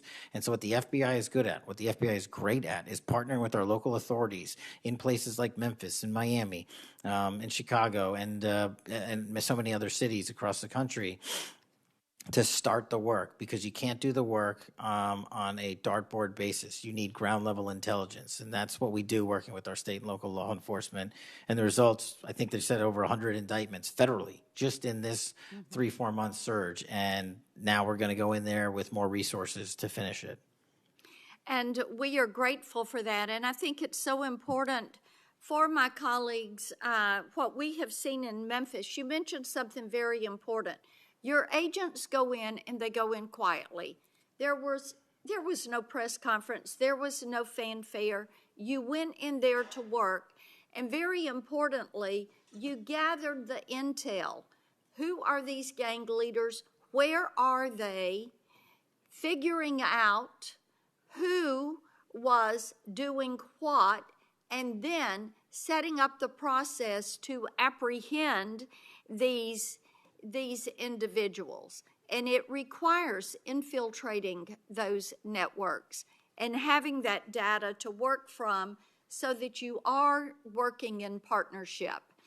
And as I have talked with elected leaders in Shelby County and Memphis, as we have talked with those in law enforcement, they have been so grateful to have this support and this additional education that comes, because local police are learning from your agents when they are learning how to track these gangs and infiltrate these networks. We know that phase 2 of this operation is going to kick off. The Guard is going to be there to support the Memphis Police Department to help them kind of catch up, because they still have a lot of people on their board. They know who they are, where they are, what they're doing. They want to apprehend them and bring them forward. So talk a little bit about how phase 2 is going to continue to work to support the law enforcement efforts in Memphis. Well, it's just like what happened here in Washington, D.C. It takes a whole of government interagency approach where we're working with the Attorney General, the DEA, the ATF, the U.S. Marshals, the Department of Homeland Security, because each one of those agencies has specialized capabilities. And when we surge together to work off of the ground level intelligence was collected, you see what happened in Washington, D.C. here. And that's the next phase of it, because you are able to utilize the National Guard to set up border perimeter operations. So when you go into an area, you have the secure workspace to get in there and stay in there. The key here, Senator, is sustained criminal investigations and sustained prosecutions that clear Memphis, like we did Washington, permanently, and leave behind a blueprint for what local law enforcement can do with our federal partners to sustain that. We don't want to go backwards, and that's critical, but we're in the next step. Sustaining it will be the last one. Well, and we certainly appreciate that. I do want to touch on Operation Restore Justice, and Senator Britt mentioned some of this very briefly, and I know that you and A.G. Bondi have done a tremendous amount of work in protecting children. I appreciate that, and we passed my Report Act last year, and President Biden signed it, and this does require social media to report to NCMEC so that we can have these perpetrators followed up with and apprehended. That's a good start. We're still trying to get the Kids Online Safety Act passed. That has been a bipartisan effort. We have looked with disdain at what has happened with Discord and Charlie Kirk's alleged killer. Talk for a moment about what else Congress ought to do in order to give you all the toolbox you need to apprehend these predators and pedophiles. Well, I think we need to go after the monetary backbone of this infrastructure like we discussed earlier. I think we also need to make parents across the country aware of how invasive some of these social media sites are and how much criminal enterprise is going on and how easily these kids can be sucked into it. And also, the only way, in my opinion, to do that, as Senator Klobuchar and I believe Senator Graham had stated, was, we need to work on Section 230. It's been too long since we've addressed it. Nobody's being held accountable. They're making money, and our youth is dying. And that's just unacceptable. Well, we have that reform bill. Thank you, Mr. Chairman. Thank you. Senator Welch. Thank you very much, Mr. Chairman. And just at the outset, I just want to say what I think all of us believe, and that is that the political violence that is so afflicting our country, it doesn't matter whether it's from the right or the left. I mean, all of us have an obligation to fiercely advocate for our point of view. All of us have an obligation to respect people with whom we disagree. The folks we disagree with are our opponents, but they're not our enemies. And I hope all of us keep that in mind and do the best we can to set that example. I want to congratulate the FBI. I want to congratulate the Utah state and local law enforcement for the very good work that it did in apprehending the violent assailant of Charlie Kirk, and that is a terrible, terrible tragedy. Director Patel, at one point you made an announcement that the suspect was in custody. We got our man. It turned out that was not true. In fact, I think that was about 27 hours before the person now in custody was apprehended. Why did you make that statement? Thank you, Senator. Appreciate you letting me address this.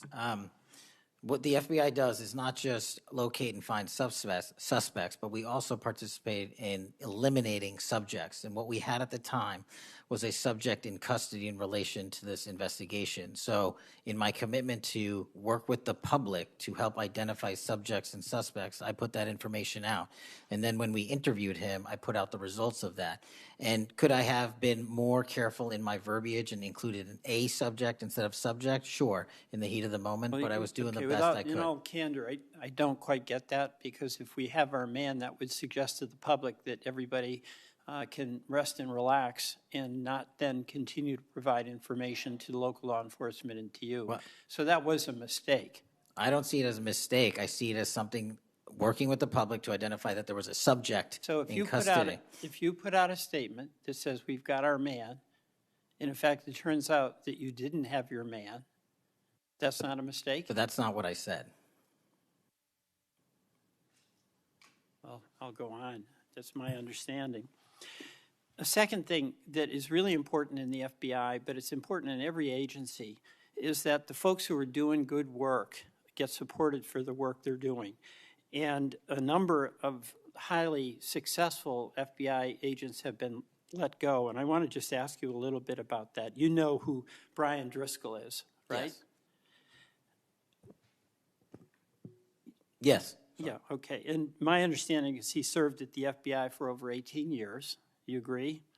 I believe that's accurate. Special agent in charge of the Newark office. He was commander of the FBI's hostage rescue team. That's a very prestigious and responsible position, correct? It is. Section chief of the Critical Incident Response Group's tactical section. You've got to be pretty good to get that high responsibility. You agree with that? Yes, sir. He oversaw 55 SWAT teams, and they're like the elite of the elite, right? They go in to the dangerous situations, right? He got a Medal of Valor for his participation in a raid on ISIS terrorist Abu Sayyaf, who had kidnapped American citizens Kyla Mueller, right? Mueller? Is that right? I know. You're in agreement, right? I know Kayla Mueller's family, yes. I know this. Okay, and he got Kurt Meyer, somebody who had barricaded himself in a bar after he killed 4 people and wounded 2. And Driscoll was part of the team that went in there and took that guy out, right? I don't have all the details, but I'll take your word for it, Senator. And he got into trouble when when Emil Bove demanded a list of FBI agents who investigated January 6th and was apprehensive that what did happen ultimately would happen, and that is those folks would get fired. I mean, do you agree with me that a boss who stands up for his subordinates when they did the job that was asked of them is a stand-up person and somebody to be admired? Generally speaking, yes, sir. Pardon me? Generally speaking, yes, sir. But Driscoll got fired, right? Again, that matter is under litigation, and the matter you referenced occurred before I was Okay, but director. let's just keep it fairly narrow here. He's fired, right?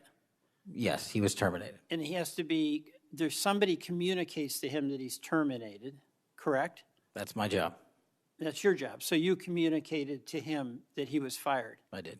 So, you know, I have a hard time with this because that record suggests to me that this person is like worthy of consideration for the Presidential Medal of Freedom, and he got fired. But there's also a record of other information that was available, and now that this matter is pending litigation, we will get that out in due course. But as Okay, you can the agree. So-called, so you've got, quote, other information that you see as a valid basis to fire somebody who, from what I can tell, had an absolutely outstanding record and who crossed the threshold of getting in trouble because he was standing up for agents serving under him who did work that was assigned to them that happened to be related to the January 6th uprising. Again, you're correlating based on your information the reasons for his termination, and I'm telling you. No, that's right. Let me ask you another question. You know, when you were here, you were rightly critical, not here actually, I guess it was on Cash's corner. You were rightly critical of the way that the previous FBI director used the FBI jet. And you said you wanted to ground Chris Wray's private jet travel that he pays for with taxpayer dollars to hop around the country. Let me ask you this. You know, on the weekend of, according to flight tracker data, on the weekend of March 7th, an FBI plane flew round trip from D.C. to Las Vegas, and you attended a UFC fight with Mel Gibson, and I'll show you that. Is that you, and is that true? Yeah, you want to know the difference? I live in Las Vegas. I'm allowed to go home. I didn't leave a congressional hearing early on an FBI jet to dodge questions. All right. Then on April 5th, you attended a hockey game in New York City. You don't live there, right? No, I don't. By the way, everyday FBI agents who are assigned in Washington don't get to fly home on a private jet. Well, this is a great point. Do you know why I have to use a private jet? Because Congress made it mandatory. Okay. In April 5th, well, we didn't make it mandatory that you go to UFC games with Mel Gibson. Are you telling me I can't go home? You know, you got to use some judgment here. So when I'm at home, I can't do what I'm doing when I go home. Everybody else is allowed to go home, Let just me not keep me. going. No, I'm glad you go home. I love to go home. But I don't go home on a private jet. On April 5th, They're not mandated to do so. You attended a hockey game in New York City with Wayne Gretzky. And Flight Tracker says the FBI jet took you to and from New York City, where you don't live, right? That's correct. And on April 12th, on the following weekend, you attended a UFC fight in Miami, also on the FBI jet, right? That's correct. So what's the cost to the taxpayer for those 3 flights? Well, I pay the commercial equivalent per the regs and the law. And so just so you know, when you are comparing me to prior directors. I asked what the cost was, and you don't know, I take it. Yeah, and what I've done with the use of the private jet is use Andrews Air Force Base versus Reagan National as what the other directors have done to save the taxpayer dollars. Bottom line here, you flew home to Las Vegas. There's nobody else in the FBI who gets paid. They have to pay their own way if they want to go home, right? I mean, right? Well, that's not accurate. Depending on where you're stationed, the FBI covers the bill to get home. So are you telling me that FBI agents who are assigned in Washington, but who may live in Charlotte, they get paid by the FBI to Sometimes go home? they do, yes. Right. Another thing I want to say is this. You know, our local law enforcement has been stiffed. About $500 million in COP grants have been taken out of the budget. Those really help us in Burlington. They help us in Rutland. They really are important. And why in the world would we be cutting those cop grants when we need that local law enforcement, in part to partner with you?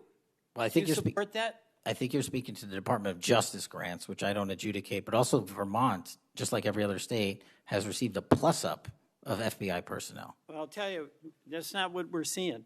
The other thing, my understanding is that there's a requisition or an effort to get another plane for the FBI that would cost about $72 million. Is that right?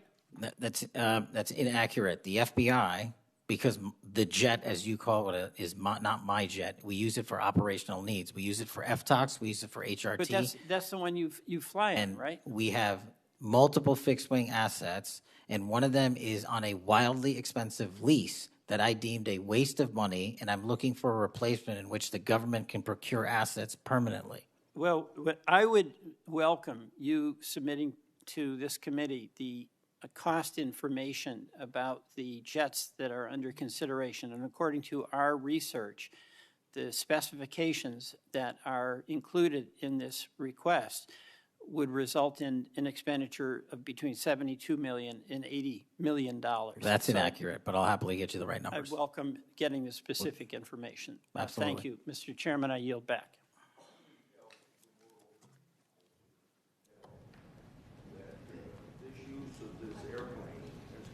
Mr. Chairman, Mike. It's on, but I can get closer. Comey became FBI director 2013, and then something like when I became ranking member in the middle of a Congress, or I was ranking member, Comey needed an excuse to come to Des Moines, Iowa, or someplace in Iowa for a family reunion. He wanted to meet with me in Waterloo, Iowa. I think nothing more than an excuse to say he did something official on that trip.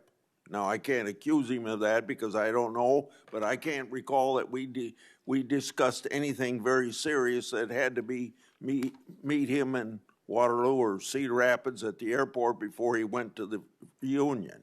And then 2 or 3 years ago, Ray was sitting where you were, and we had 2 Republicans wanted to have second round of questioning, and it would have taken about 10 minutes, and he refused to because he got on this airplane that you're talking about going to the Adirondacks. So I find it interesting that my Democratic colleagues seem to bring up about your use of the Justice Department planes, yet my Democratic colleagues didn't seem too interested about my oversight of Ray's use of the plane. I didn't hear a peep. So my Democratic colleagues need to be consistent.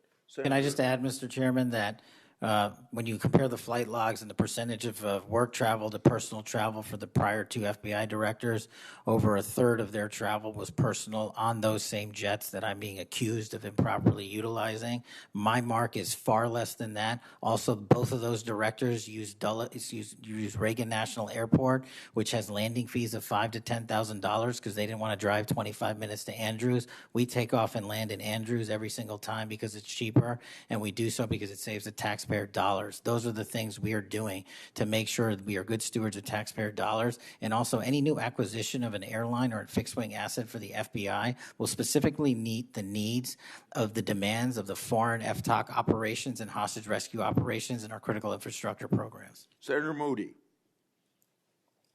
Thank you, Chairman. Appreciate it. You're very patient. I am very patient. You're very patient. I'm new here to the Senate, and I watch what you have to go through as chairman, and we thank you. A lot of what we're talking about today, and you've been questioned about, was uncovered because of our chairman and his service to this committee, and I want to thank him because he's uncovered a lot, especially during the last administration, where many of our federal agencies went far off their mission. And I believe we wouldn't have as much information as we do if it wasn't for our esteemed chairman. So I wanted to publicly thank him. And being the newest member of Judiciary, I am so grateful to be here because sometimes I'm wondering if some of my colleagues on the other side of the aisle don't know what they're talking about, or if they're ill-intentioned and purposefully trying to gaslight not just the American public, but other people in law enforcement and agencies that you're working with. So as a former attorney general, as a former federal prosecutor, as a former judge, as the wife of a law enforcement officer, both federal and state over the course of his career, I would like to clarify a few things and give you the opportunity to highlight some of the things that the FBI is doing. And two of the things I heard thrown out there, and by the way, it was when some of my colleagues would breeze in just in time to rail on you and spout out misinformation and narratives that have no grounding in reality to criminal justice, and then breezed right out as soon as they were done. And I think that it does the American public more good when the oversight function of Congress allows for you to comment in a way that makes sense and is grounded in reality.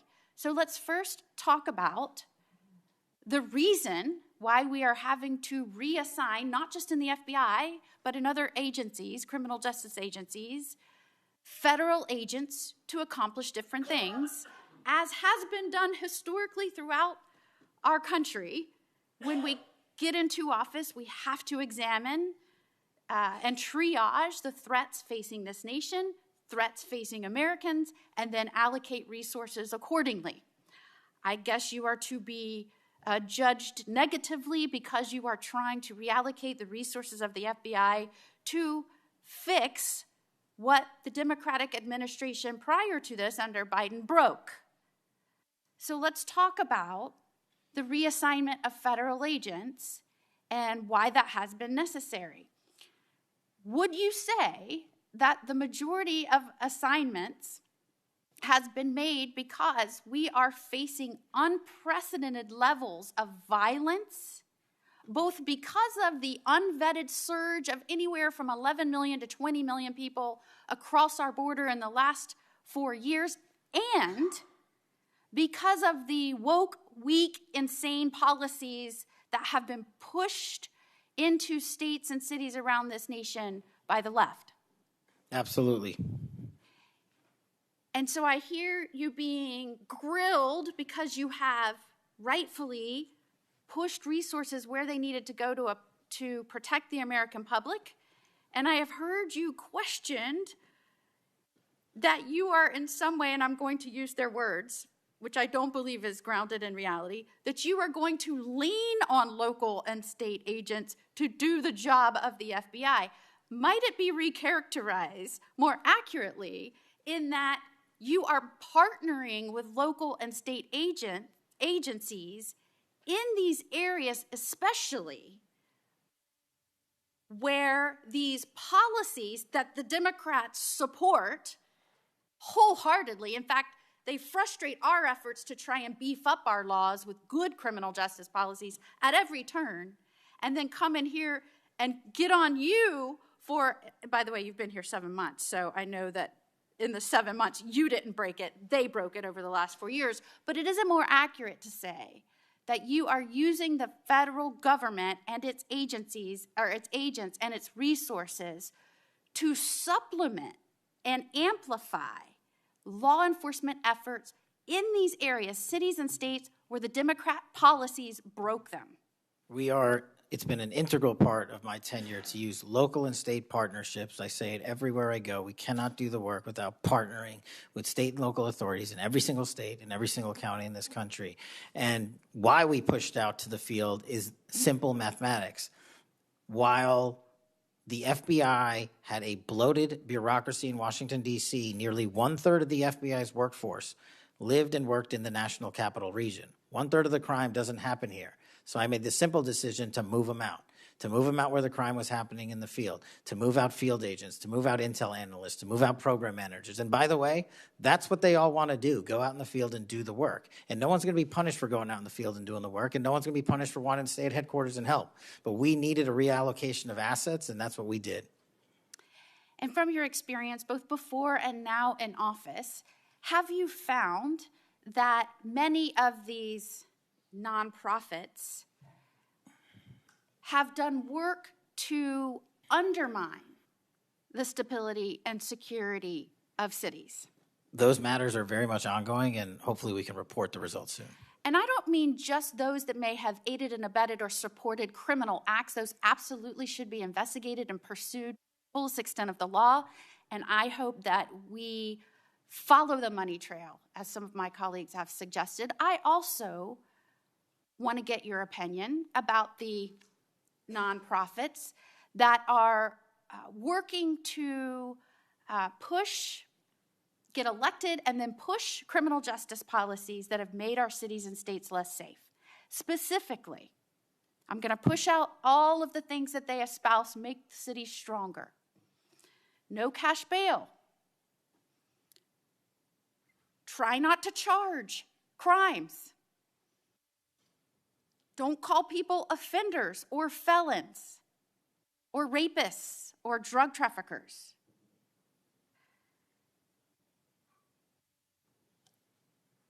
I can go on and on and on. But the gist is, don't charge. When you do charge as minimally as you can. Don't put people on parole or probation following incarceration. Diversion should be the rule. I mean, I can go on. And we're seeing these play out in cities across our nation. I am one who believes it is always important to look at how we can do things better in our criminal justice system. But what has happened is some of these groups have hijacked that good intention by so many and used it as a way to subvert the stability of this country. And I firmly believe when that money is traced, you're going to find it's not only going not just to policies, but it's also going to pushing and promoting criminal acts. And I believe that money and support doesn't just come from infrastructure within the U.S., because I believe undermining our cities and this nation is something our foreign adversaries will get behind, and it will show that they are behind. Is the FBI trying in its reallocation of resources to make up and help in these areas where local law enforcement is trying its best, but it's fighting an uphill battle against mayors and city council and indeed governors that promote and support and pass laws and policies that follow these weak, insane policies? We go into every community where the crime rates are high, and if you look across the board, the crime rates are coming down across the country because the FBI is going in there and doing good police work, and we're not going to be dictated to by mayors or governors. We have federal law enforcement capabilities and responsibilities to our citizenry, and we're executing those on every single day, including rural communities and tribal lands. And you are, correct me if I'm wrong, welcomed and supported and enthusiastically praised by the cops that are there because they want those communities safer. Well, I think the police speak for themselves, and we'll let them do that at their own leisure. And one of the other gaslightings that I heard was that at a time when we're trying to help them because they're having vacancy rates and they can't retain police, and you're causing that. Is it in fact that police across this country, because they've been defunded, they're not supported, they have groups that are continuously combating when they're trying to make the communities safer? I know this because when I was the Attorney General, they all wanted to come to Florida, and I welcomed them with open arms. In fact, we are increasing our ranks in Florida, sometimes to the detriment of other cities and states because they can't keep them. They tried to make it sound like it was your fault that we had vacancies in these police ranks around the nation, when in fact, aren't you trying to help bolster their ranks and help them because they have mayors and prosecutors and city councils and governors that won't help them? That's exactly what we did. We did it in D.C., we're doing it in Memphis, we're going to Chicago, Miami, St. Louis, so many other cities across the country. And I'm just grateful that you are doing this, and I commend you for all the numbers that I'm seeing going after the violent crime, helping make sure we are getting the criminals that came here unvetted from other nations out of this country, that you are allocating resources to those efforts. It is all important to make this a stronger, safer nation, and we appreciate you being here today and making sure we're talking truth and not misinformation to the American people. Thank you. Thank you, Senator. Before Senator Schiff, I want a UC to introduce into the record a declassified Clinton Annex. The Clinton Annex is a declassified appendix to the Justice Department Inspector General report about the Clinton email investigation. The annex shows that the FBI had evidence necessary to conduct, quote, thorough and complete investigation, end of quote. But the Comey FBI failed to review the evidence at the time. After nearly a decade in the shadows, this information has now come to light thanks to Dr. Patel, or Director Patel. Senator Schiff. Thank you, Mr. Chairman. Mr. Patel, during your confirmation hearing, you made several important commitments. For instance, you told Senator Coons there will be no politicization at the FBI. There will be no retributive actions taken by any FBI should I be confirmed as FBI director.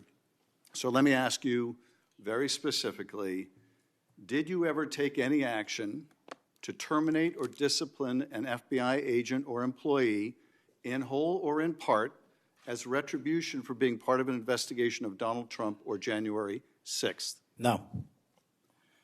You also committed, you assured Senator Blumenthal, all FBI employees will be protected against political retribution. So you're testifying today that you played no role in the firing of even a single FBI agent for political retribution. None for political retribution. And if any FBI agent said you did, they would be lying. Is that your testimony?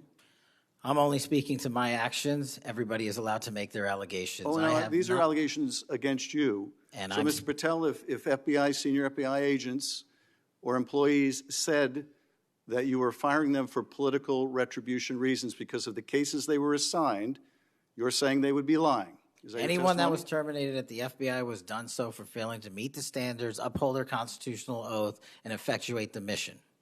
Well, by meet the standards, are you talking about meet the standards of protecting the president under any circumstance? No. You also guaranteed Senator Blumenthal that every FBI employee will be held to the same, absolute same standard. No one will be terminated for case assignments.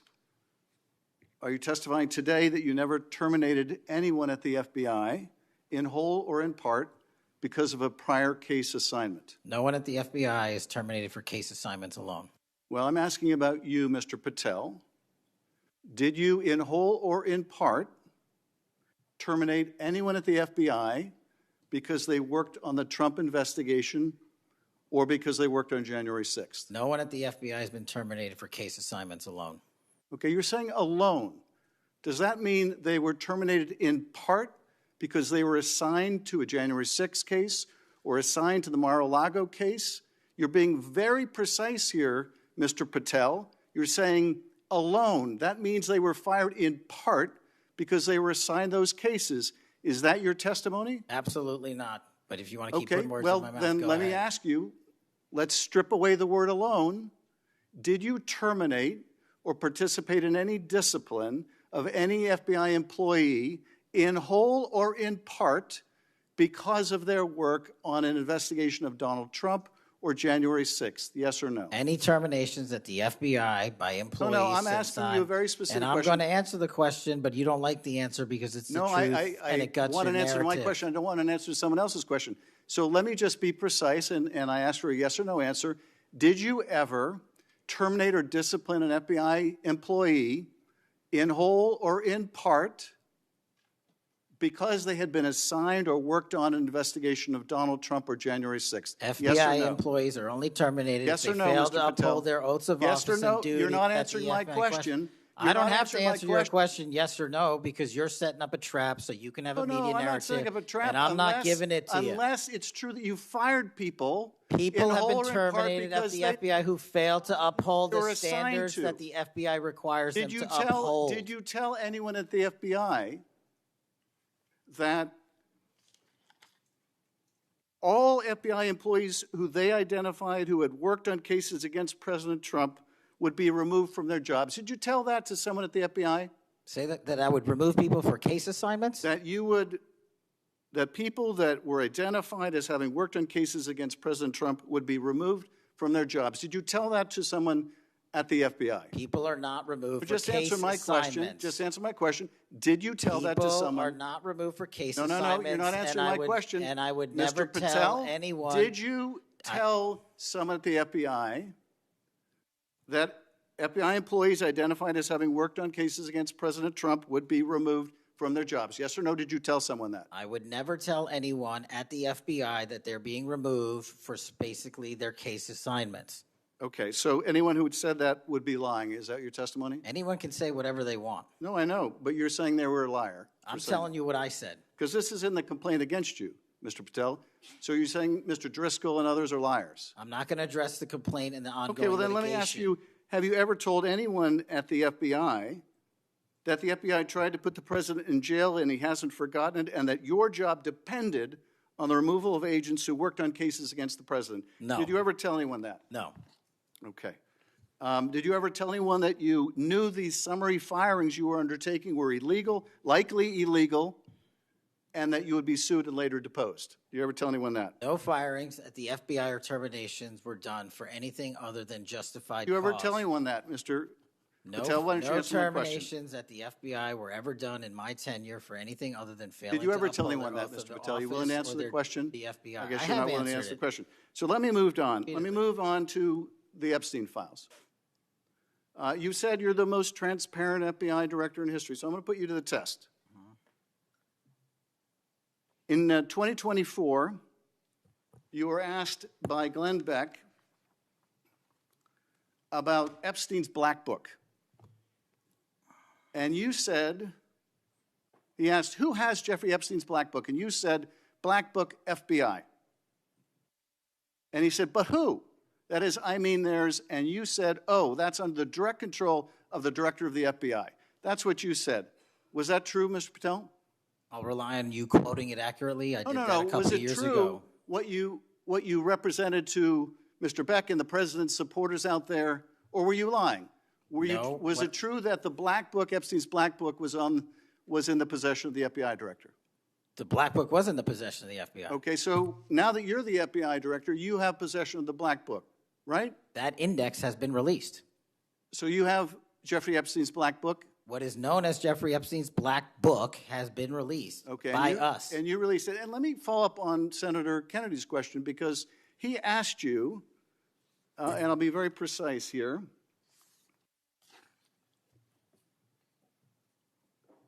You've seen most of the files. Who, if anyone, did Epstein traffic these young women to besides himself? And you said, himself, there's no credible information, none. If there were, I would bring the case yesterday that he trafficked to other individuals. And Kennedy, the information we have, again, is limited. And Senator Kennedy said, the answer is no one. And you said, for the information we have. So is it your testimony today that in all of the Epstein files, that Jeffrey Epstein trafficked no one to anyone but himself? Is that your testimony, Mr. I never Patel? said Jeffrey Epstein didn't traffic anyone else. Did he traffic any young woman to someone other than himself? That was Mr. Kennedy's question, And Senator I Kennedy's said question. the information that 3 administrations have had access to I'm have asking made you- determinations that there are no investigative leads that were credible to prosecute and investigate any others. I'm specifically I'm asking stating you whether we it's were your working on. testimony today. Well, you just read it, and I I'm- said it 10 minutes ago, so let the record reflect my testimony. I just want to make sure there's no misunderstanding, because there are victims like Virginia Guifer who have testified otherwise, who have said otherwise, and you're telling the American people today that the Epstein list is a single name and it's Jeffrey Epstein. That's what we're to believe? That's not what I'm saying. That's what you're saying, and Well, you let can me- say let me whatever ask you Let want. me ask you this. When Todd Blanche went to interview Ghislaine Maxwell, she said, but did I think these guys were coming for that? I really don't. If you met Epstein, there's no way that this cast of characters of which it's extraordinary, and some are in your cabinet who you value as your co-workers and you know would be with him if he was a creep or because they wanted sexual favors. A man wants sexual favors, he will find out. They didn't have to come to Epstein for that. And the next question Todd Blanche, the president's former criminal defense lawyer, asked is not who in the cabinet, who are you referring to? His question is, so when's the last time you think you were with Mr. Epstein when he got a massage? So let me ask you, who are those cabinet members that Ghislaine Maxwell was referring to that, that were part of this cast of characters associated with Mr. Epstein? Who are they? The Deputy Attorney General took the aggressive step that no one else did and interviewed Ms. Maxwell for 2 days, and we released the entirety of that transcript. Who are the cabinet members? I do not have that transcript in front of me. You're picking it piecemeal. The American public can read the entirety of that. Let me ask you one last question, because you clearly won't tell us the cabinet members associated with Mr. Epstein. Let me ask you one last question, and that is, right after she gives this testimony, in front of an FBI agent, among others, she's transferred to a minimum security prison not suitable for a sex offender like herself. Who made that decision and why? The Bureau of Prisons. The Bureau of Decisions made it in prisons. The Bureau of Prisons decided on their own, without any consultation with Blanche or anyone else, that they were going to suddenly, after this interview, completely unrelated to this interview, completely unrelated to anything she said, move her to a prison not suitable for a sex offender. You want the American people to believe that? Do you think they're stupid?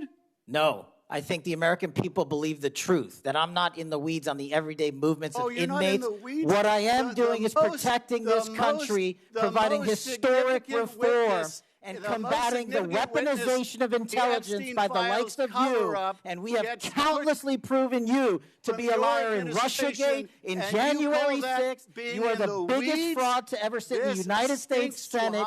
You are a disgrace to this institution and an utter coward. I'm not surprised. I'm not surprised that you continue to lie from your perch and put on a show so you can go raise money for your charade. You are a political buffoon at best. Well, you can take an internet troll. Take it to the bank that the FBI is protecting this country and the state and citizens of California. We are bringing historic reform. Point of order. But all you care about is a child sex predator that was prosecuted by a prior administration, and the Obama Justice Department and the Biden Justice Department did squat. And what did President Trump do? Bring new charges courageously. And what have we done? Chairman, you said I'm the most transparent FBI director in history. 33,000 pages of information to you. I challenge you to say anything credibly to the truth. Go ahead and run to the cameras where you want to go now. Both of you be quiet. Before I go to Senator Tillis, without objection, I want to introduce into the record the Durham Annex.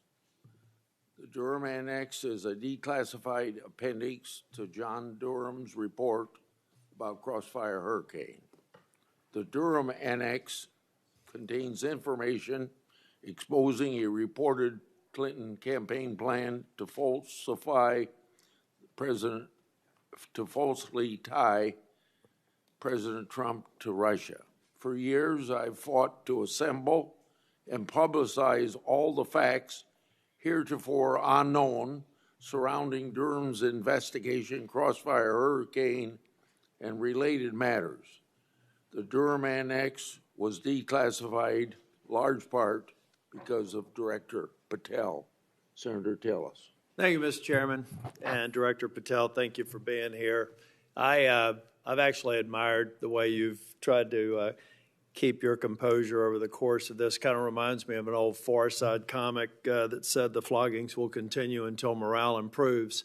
The last one I just coach you on, don't take the bait, because they're going to use that discussion between you and Senator Schiff, as you've suggested before, to raise money. Just sit down in the quiet confidence that you're doing a good job. Real quick, in less than 30 seconds, give me your resume again on why you're qualified for this position. Thank you, Senator. I served as a public defender and national security prosecutor. I tried over 60 criminal trials to verdict in state and federal court. I served as the lead investigator in the House Intelligence Committee and the counterterrorism expert there, unfolding the Russiagate investigation. I served as the head of counterterrorism for a presidential White House. I served as the deputy director of national intelligence at the Office of Director of National Intelligence, overseeing our 17 intelligence agencies.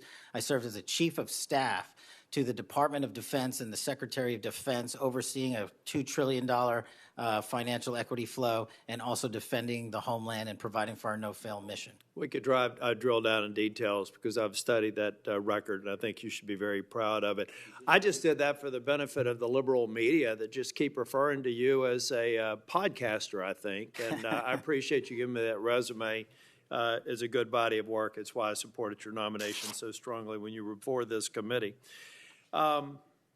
Really quickly, too, on the events of last week and the sad death and assassination of Mr. Kirk, I seem to recall that Mr. Zen, I think, was the first person of interest. He was reported to be saying, "I shot him, now shoot me," or something to that effect.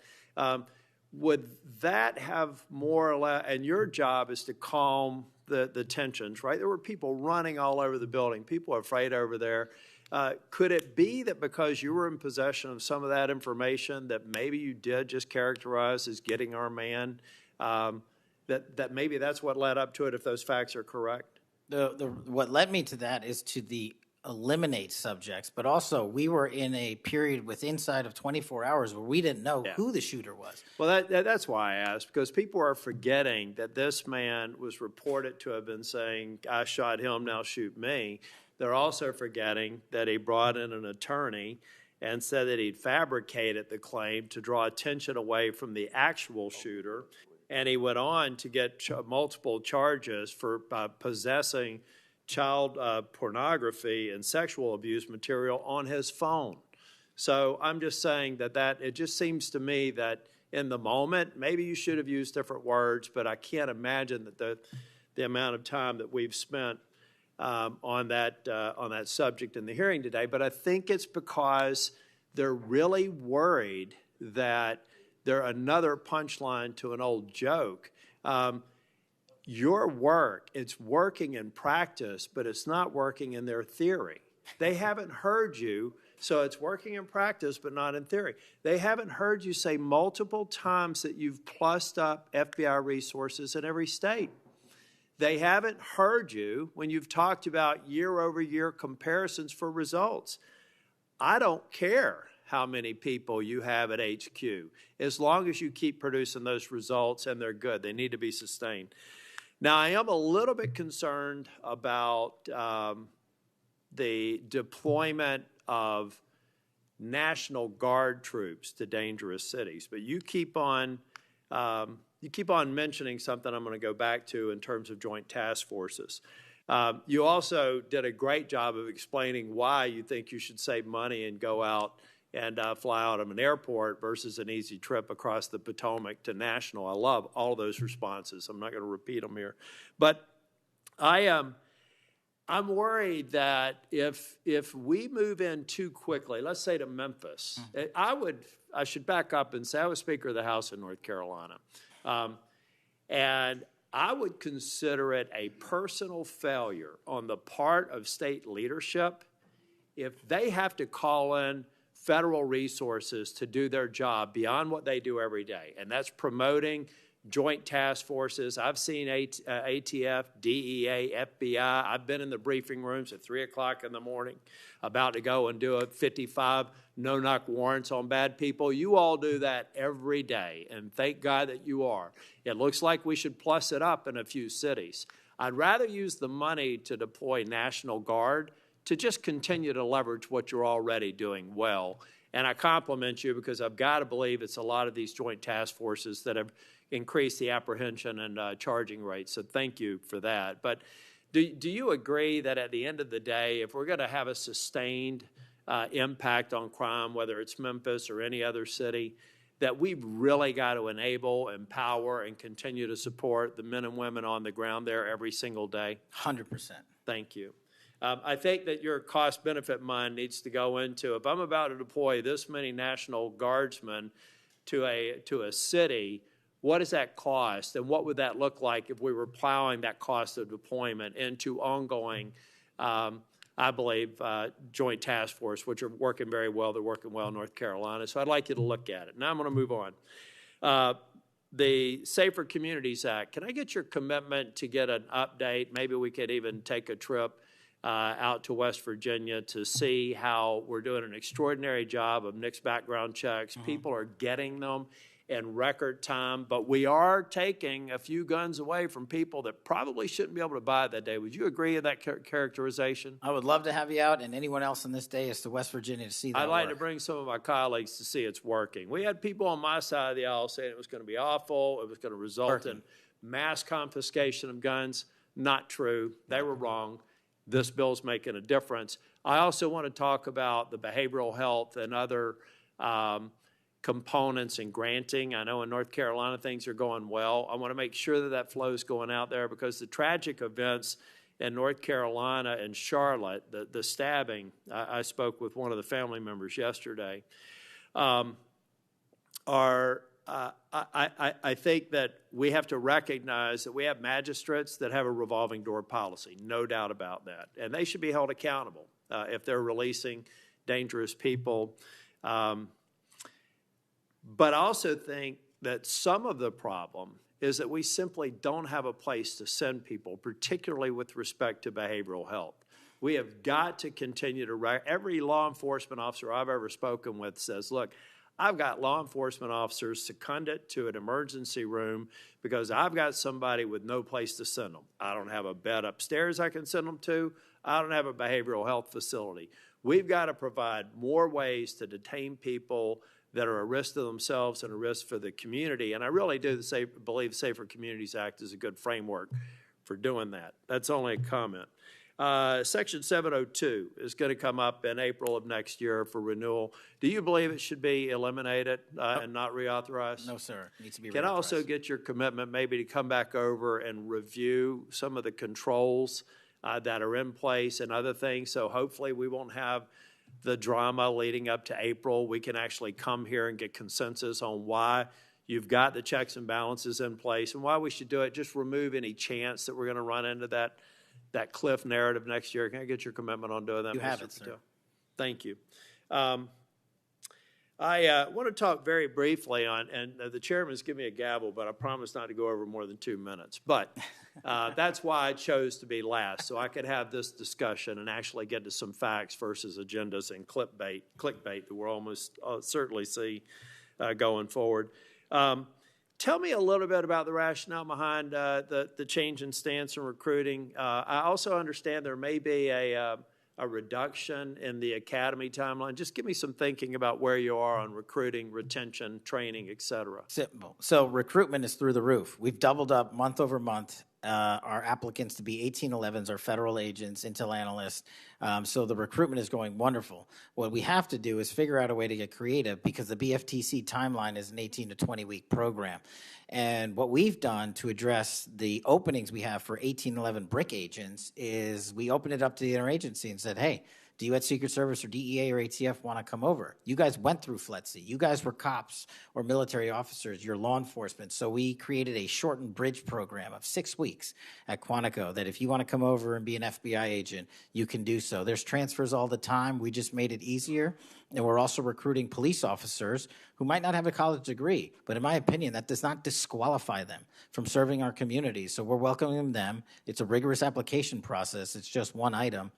But we are changing the timelines based on the needs of the country, but not jeopardizing quality. I'm glad you mentioned that. I heard someone almost a throwaway line that you were hiring people without a college degree. Most of them have had basic law enforcement training, all the kinds of certifications. You're talking to somebody who didn't achieve my 4-year degree until I was 37. I'd like to think that I brought some things to the table, and I think that those people, the mere comment, I think is inappropriate for somebody considering this to think that they're a lesser person because they don't have a piece of paper.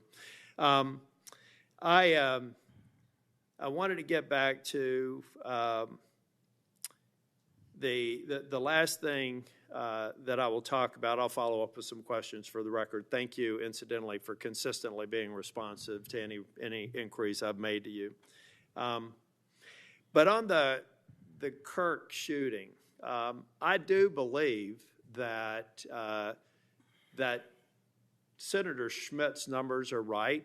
There seems to be a disproportionate number of voices on the left that are celebrating the assassination of a CEO or celebrating the assassination of someone in Mr. Kirk's case that I disagreed with probably about half of his positions. But I felt like he was a good voice in engaging young people, and that's a start, as long as we can do it civilly. And then I also just went back online because I've hammered on this committee multiple times. I just went online and I found in Pinterest that even today you could order a T-shirt that says ACAB 13.12, which translates to all cops are bastards. Or if you don't like that shirt, you can go get an F the Cops shirt at the same website on a location on Pinterest. There is clearly a problem with some of the voices of the left, and I'm not necessarily saying any members of Congress, that need to tamp it down. Having said that, within 24 hours of Mr. Kirk's shooting, we had the guy that does the podcast for the War Room and another guy who's denied the Sandy Hook shootings say we're at war. Now, how on earth, and I do believe it's a smaller number, but it's a number that has an influence, how on earth are we de-escalating the situation with the tensions as high as they were last week with going out and saying we're at war? I'm not asking you to respond to this question. I'm just saying that there are people out here on our side of the aisle that still need to look in the mirror. Even if you agree that it's a lower number, bad is bad no matter how many numbers they are. And that kind of rhetoric and that kind of mobilization makes your job more difficult and puts us in a position where we're not being as productive as you want the FBI and state and local law enforcement to be. I'm finished. I just want to thank you for your service. I want to thank you for your concise answers. And I am thoroughly impressed with the fact that you have sat in that chair for over 4 hours without a break. So with that, we're, on behalf of the chair, want to thank you for being here today. And also, I assume, are we leaving the record open for any period of time for 1 week? The record will be open, left open for 1 week so that you may have questions for the record. Mr. Patel, thank you for being here Thank today. you, Mr. Chairman. Meeting's adjourned.